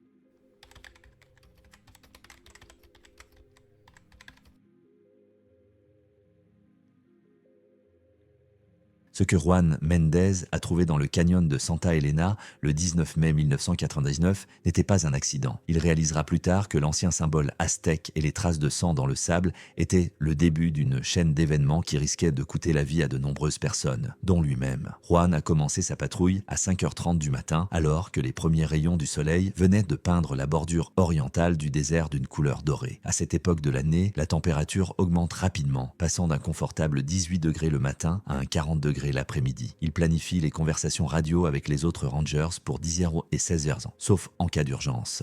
L'équipement de Juan est le fruit d'une longue expérience. 4 litres d'eau dans des récipients thermiques spéciaux étaient attachés à sa ceinture et à son sac à dos, ce qui lui permettait d'y accéder même lorsqu'il se déplaçait sur des sentiers étroits. Un appareil GPS, une acquisition relativement récente du service des parcs, complète la carte topographique traditionnelle protégée dans un étui étanche. Jumelles, trousse de premiers secours, pile de rechange pour la radio, crème solaire, boussole, lanterne de signalisation, allumettes dans un emballage étanche, couteau, léger casse-croûte de viande séchée et de noix, tout avait sa place et sa raison d'être. L'itinéraire de la journée comprenait la partie orientale du canyon de Santa Elena, l'un des 3 principaux canyons du parc. Des parois calcaires verticales pouvant atteindre 500 mètres de haut ont créé un couloir impressionnant pour le fleuve Rio Grande, qui est devenu ici la frontière entre les États-Unis et le Mexique. Officiellement, Juan vérifiait l'état des sentiers de randonnée et observait les animaux après une récente période de pluie. À 7 heures, le soleil est déjà brûlant et le silence n'est rompu que par le bruissement des habitants du désert et les rares cris des faucons qui survolent le canyon. Juan vérifie méthodiquement les repères sur la carte. Un troupeau d'antilopes fourchues broutait à bonne distance de la piste. Les traces d'un blaireau du désert croisent sa route. Dans un ravin rocheux, il repère des traces fraîches de serpents à sonnette et note dans son carnet de notes de prévenir les groupes de randonneurs. À 8h40, Juan atteint un point où le sentier descend vers l'un des rares hauts fonds accessibles de la rivière. Cet endroit se trouve à 4 km du point de passage officiel le plus proche. L'œil expérimenté du garde forestier a immédiatement repéré une anomalie, des empreintes de pas fraîches dans le sable menant à une étroite crevasse dans la roche où les touristes ne pénètrent normalement pas. Cette partie du canyon n'était pas indiquée dans les guides et la plupart des visiteurs du parc en ignoraient l'existence. Suivant son instinct de chasseur développé par des années de travail, Juan avance prudemment le long des traces. Les empreintes de chaussures appartenaient à au moins 3 personnes différentes et l'une d'entre elles, à en juger par la profondeur des traces, portait quelque chose de lourd. Quelque chose ou quelqu'un. La crevasse était plus large qu'elle n'en avait l'air de l'extérieur et s'enfonçait d'une vingtaine de mètres dans la roche, formant une petite grotte. Parmi les rochers, Juan a trouvé des signes évidents d'une occupation humaine récente. Les restes d'un feu de camp, des emballages de barres énergétiques portant des étiquettes américaines et plusieurs bouteilles d'eau vide. Mais les découvertes les plus troublantes sont les taches sombres sur le sable qui ressemblent à du sang séché et un morceau de tissu coincé entre les rochers. En examinant plus attentivement le site, Juan remarque un éclat de métal dans le sable. En le ramassant, il fut surpris de constater qu'il tenait une croix aztèque de Quetzalcoatl, un petit pendentif en argent avec un crâne au centre et des motifs de serpent sur le pourtour. Juan s'est immédiatement souvenu des récits de sa mère sur les anciens symboles aztèques et leur signification. Ces croix, disait-elle, étaient portées comme amulettes, surtout lors de voyages dangereux. Soudain, Juan sentit que quelqu'un le regardait. L'instinct du ranger se déclencha instantanément, il baissa lentement la main vers son holster et se tourna prudemment vers la sortie de la grotte. La lumière du soleil qui traversait l'anfractuosité l'aveuglait, mais il était sûr d'avoir vu un mouvement à l'entrée. Des profondeurs du canyon parvint un son semblable à un cri humain étouffé. Ou était-ce le cri d'un oiseau? Dans l'environnement acoustique complexe des canyons, les sons sont souvent déformés, trompant même les gardes expérimentés. Johan décida de vérifier. Serrant plus fort la crosse de son pistolet, il se dirigea prudemment vers la sortie de la grotte. À ce moment-là, 3 silhouettes apparaissent dans l'anfractuosité. 2 hommes armés de fusils automatiques et un troisième, apparemment leur guide, avec une machette à la ceinture. La réaction de chacun est la même, un instant d'arrêt à la vue de l'autre. Juan se présente comme un garde du parc national. Le plus âgé des hommes dit rapidement quelque chose aux autres en espagnol, trop doucement pour que Juan puisse l'entendre. Puis, ignorant la demande d'arrêt, les 3 hommes se sont retournés et ont disparu au coin du canyon. Il était contraire au protocole de sécurité du service des gardes forestiers de poursuivre seuls des hommes armés. Et Juan, après une seconde d'hésitation, décida de suivre les instructions. De retour à la base à 16h30, Johan rédige un rapport détaillé sur l'incident, comprenant les coordonnées de la grotte et une description des personnes suspectes. Son supérieur direct, le Chief Ranger Thomas Davis, examine le rapport avec son scepticisme habituel. En réponse aux inquiétudes de Juan, Davis se contente de hausser les épaules. Encore un groupe de clandestins qui utilisent le parc comme point de transit. Quant au sang et aux cris étranges, il ne se passe pas grand-chose à la frontière. L'un des membres du groupe a dû se blesser pendant la traversée. La patrouille frontalière a été prévenue, mais il est peu probable qu'une enquête plus approfondie soit menée. Ce soir-là, de retour dans sa petite maison à la périphérie de Terlingua, Juan examine longuement la croix qu'il a trouvée. Sa mère lui avait dit que les Aztèques pensaient que de tels symboles protégeaient leurs propriétaires dans son voyage vers l'au-delà. La croix avec le crâne était particulièrement appréciée parce qu'elle combinait les symboles de la vie et de la mort, lui rappelant la mince ligne qui les sépare. Déterminé à préserver sa trouvaille, Juan a caché la croix dans une boîte en bois où il conservait les quelques objets de famille. Le lendemain matin, 20 mai 1999, commença par des nouvelles inquiétantes. Un garde forestier signale qu'un jeune couple de randonneurs d'Austin n'est pas rentré d'une journée de marche dans la région du canyon de Santa Elena. Leur 4x4 a été retrouvé garé au début du sentier de randonnée, à 1 kilomètre seulement de la crevasse où Juan avait rencontré les tireurs.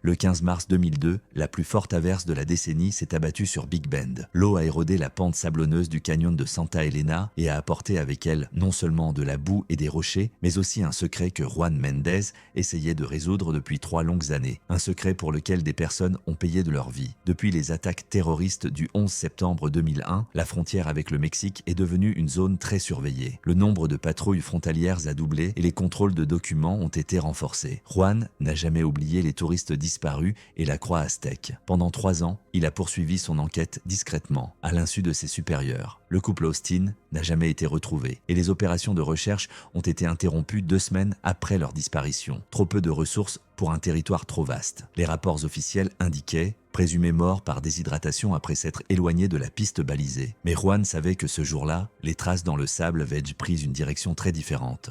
Patrouiller dans le canyon après une tempête de pluie ne faisait pas partie de sa description de poste. Mais Juan s'est porté volontaire pour vérifier l'état des sentiers de randonnée avant la réouverture prévue du parc. Les rivières et les ruisseaux de Big Bend ont un caractère qui leur est propre. Ils peuvent rester desséchés pendant des années et se transformer en torrents mortels en l'espace de quelques heures. Cette averse a modifié la topographie du versant est du canyon, faisant s'effondrer une couche entière de calcaire et exposant ce qui avait été caché aux yeux de l'homme pendant des années. À un demi-mille de la malheureuse crevasse où il avait trouvé la croix, Juan découvrit une cachette. Dans une petite grotte naturelle qui avait été emportée par une récente inondation, il y avait des sacs à dos, des chaussures, des vêtements, de petits objets personnels. toutes les choses que les gens emportent habituellement avec eux lors d'un long voyage. En examinant méthodiquement chaque objet, Juan s'est soudain figé. Un petit jouet, un jaguar en peluche avec un œil de verre, était tombé du sac à dos à moitié détruit. C'était exactement le même jouet que son cousin Ramon avait eu lorsqu'il avait traversé le désert avec son père en 1944. La gorge du garde forestier se hérisse lorsqu'il ramasse le jouet usé, recouvert de sable et de coquillages que l'eau a ramené de la berge.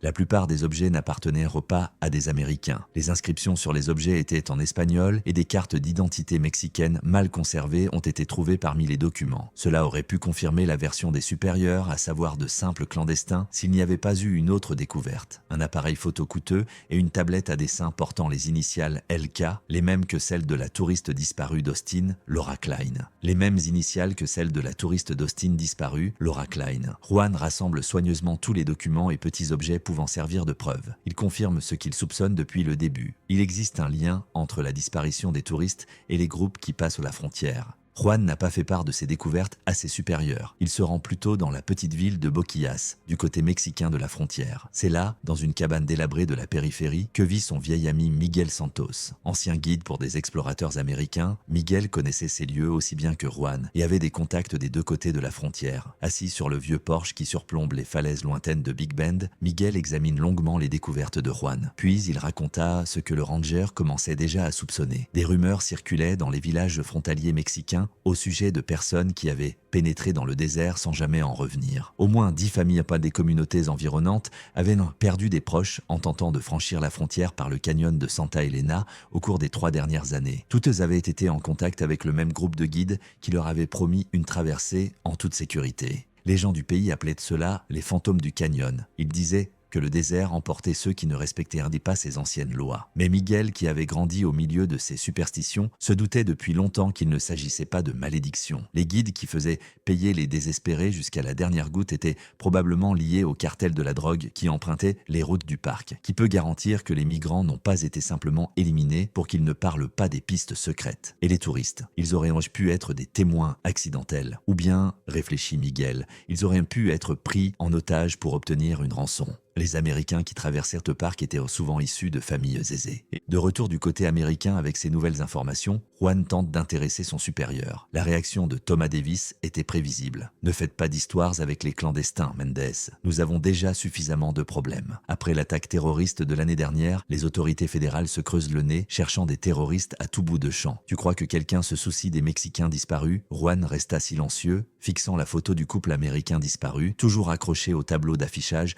du bureau du garde forestier. Ils s'en soucient, leur famille s'en souciait. Ces personnes méritaient justice, quel que soit le côté de la frontière où elles étaient nées. Juan a passé les 2 mois suivants dans les archives de Terlingua à étudier de vieilles cartes et des rapports géologiques sur Big Bend. Dans les années 1930, la région comptait plusieurs mines de mercure, dont la plupart avaient fermé dans les années 1950 en raison de l'épuisement des réserves et des conditions dangereuses pour les travailleurs. Nombre d'entre elles ont été inondées lorsqu'un lac artificiel a été créé après la construction d'un barrage en amont du Rio Grande. Dans les archives du département des mines, Juan a trouvé une carte de la mine Esperanza qui a officiellement fermé en 1943. La feuille jaunie indique un tunnel inconnu menant au canyon de Santa Elena, tunnel qui n'est mentionné dans aucun rapport contemporain. D'après les notes dans la marge, il avait été mis en veilleuse en raison de l'instabilité de la roche et l'entrée avait été bouchée. Mais une note manuscrite sur la carte indiquait « Accès possible par la galerie nord-est pendant la saison sèche ». En regardant la carte montrant le tunnel, Juan sentit que les pièces du puzzle commençaient à s'assembler. Si l'entrée de la mine se trouvait près d'une partie peu profonde de la rivière, elle pouvait en effet devenir accessible en cas de sécheresse. Un endroit parfait pour se cacher, l'endroit idéal pour cacher des gens afin que personne ne les trouve jamais. Alors qu'il s'apprête à quitter les archives, Juan remarque une entrée dans le registre des visiteurs. Il y a 1 mois à peine, les mêmes documents avaient été demandés par un certain R. Cortés, un nom que Miguel avait mentionné comme l'un des guides liés aux disparitions de migrants. L'énigme devenait de plus en plus sinistre, mais Juan savait qu'il avait besoin de plus de preuves avant de pouvoir agir. Entre-temps, il devait attendre le bon moment. Peut-être que la prochaine saison sèche révélerait les secrets que le Rio Grande cachait.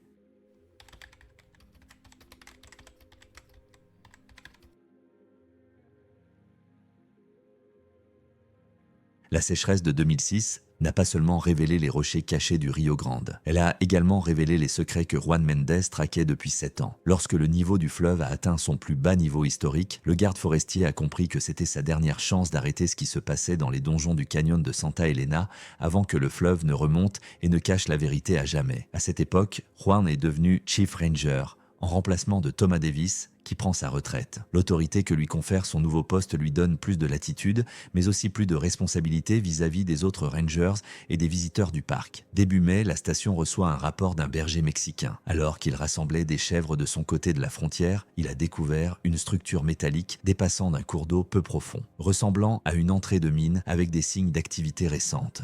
Juan fait immédiatement le lien avec une carte de la mine d'Esperanza qu'il a trouvée dans les archives il y a 4 ans. Le niveau de l'eau avait enfin baissé suffisamment pour révéler ce qui était caché depuis des décennies sous le débit du Rio Grande. Conscient de la gravité de la situation, il réunit un groupe de 4 rangers sous le prétexte d'une expédition géologique. Une couverture officielle était nécessaire. Si les soupçons se confirmaient, ils auraient affaire à un groupe criminel organisé et non à de simples frontaliers. Le 21 mai 2006, exactement 7 ans après cette malheureuse découverte, le groupe de Juan se rend à l'entrée. En descendant la pente raide, ils aperçoivent un sas métallique, presque invisible de l'extérieur, mais manifestement utilisé récemment. Les charnières n'étaient pas rouillées et le sable présentait des traces de mouvements multiples. Après avoir ouvert le sas, le groupe se retrouve devant un tunnel étroit qui s'enfonce dans la roche. Le système de contreventement des murs indique que la construction des années 1930 a été largement renforcée par des matériaux modernes. Se déplaçant dans le tunnel à la lumière des lanternes, les Rangers ont parcouru environ 300 mètres avant d'atteindre une salle spacieuse qui servait autrefois de puits central. Ce qu'ils trouvent à l'intérieur dépasse les attentes les plus sombres de Juan. Le long des murs s'étendaient des cages métalliques rappelant des cellules de prison. À l'intérieur comme à l'extérieur,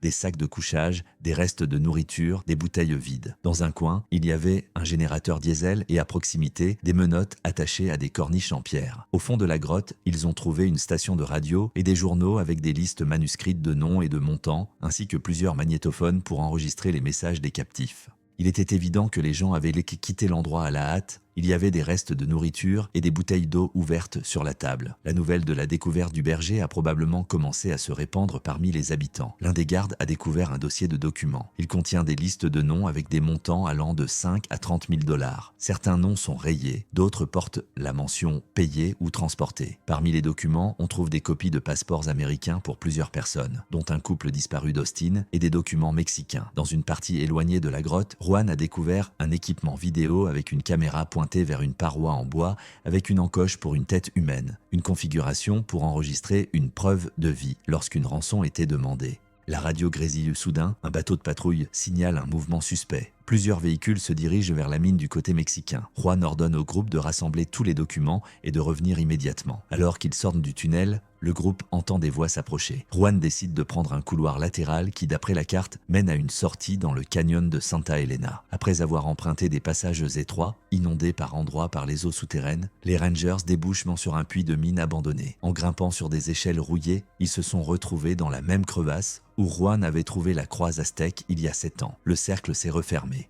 3 hommes armés les attendent à la sortie de la fissure. Parmi eux, Juan reconnaît R. Cortés, dont il avait vu le nom dans le journal des archives 4 ans auparavant. La confrontation tendue dure plusieurs minutes. Cortés propose un marché. Les Rangers partent avec les documents et lui et ses hommes disparaissent. Sinon, on saura que Juan a mené l'opération sans consulter les autorités. Juan comprend que Cortés bluffe par crainte d'être accusé d'enlèvement. Mais l'assurance du criminel en dit long sur ses relations avec les forces de l'ordre. Juan décline l'offre et exige qu'ils déposent leurs armes. Cortés sort son arme. Au cours d'une brève fusillade, l'un de ses hommes est blessé et le chef et le 3e pillard tentent de s'enfuir. Les 2 gardes forestiers restent sur place pour soigner le blessé tandis que Juan et son partenaire poursuivent les fugitifs. La poursuite aboutit à une grotte cachée sur la rive du fleuve. Cortés a été blessé et appréhendé et son complice s'est noyé en essayant de traverser le Rio Grande à la nage. Dans la grotte, les gardes forestiers ont trouvé 6 migrants, dont 2 enfants, menottés ensemble. L'un des garçons, effrayé et épuisé, tenait dans sa main une croix aztèque représentant un crâne, semblable à celle que Juan avait trouvée 7 ans plus tôt. Alors que les otages reçoivent des soins médicaux, une image sombre se dessine enfin. Cortés et sa bande utilisaient les tunnels pour faire passer de la drogue depuis des années. Au fil du temps, ils sont passés à une activité plus lucrative. Attirer les migrants en leur promettant un passage sûr de la frontière, puis les kidnapper pour obtenir une rançon ou les forcer à travailler pour les cartels. Des témoins occasionnels,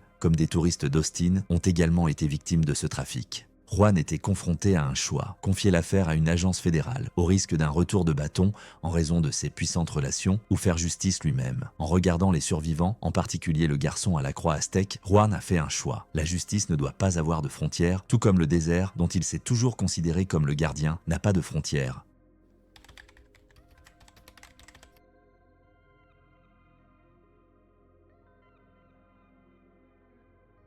Au printemps 2007, le niveau du Rio Grande est revenu à la normale et les eaux ont à nouveau caché l'entrée de la mine abandonnée d'Esperanza. C'est comme si la nature avait effacé les traces du crime humain, mais le souvenir en est resté. L'enquête fédérale a duré près de 9 mois. Cortés a été condamné à la prison à vie. 3 fonctionnaires locaux impliqués dans la fraude attendent de leur procès. Grâce aux preuves recueillies par Juan, les autorités ont pu identifier plus de 30 victimes disparues au cours des 7 dernières années. Les noms de 17 d'entre elles sont inscrits à jamais sur une plaque commémorative en pierre à l'entrée du canyon de Santa Elena. Les familles d'un couple disparu d'Austin ont enfin des réponses, mais pas celles qu'elles espéraient. Leurs corps ont été découverts dans l'une des galeries abandonnées de la mine lors d'une opération de déblaiement. Juan rendait souvent visite aux garçons sauvés portant la croix aztèque. Lors de la recherche de sa famille, il s'est avéré que ses parents étaient morts en tentant de franchir la frontière. En octobre 2007, après des mois de démarches administratives, Juan est devenu le tuteur officiel de Miguel, âgé de 8 ans. Le garde forestier Mendez organise désormais des sessions de formation pour les nouveaux employés du parc, leur apprenant non seulement à lire les traces d'animaux, mais aussi les signes d'activité humaine dans le désert. La frontière n'est pas une ligne sur le sol, explique-t-il. C'est une frontière ténue entre la loi et l'anarchie, entre la vie et la mort, et c'est à nous d'être les gardiens de cette frontière.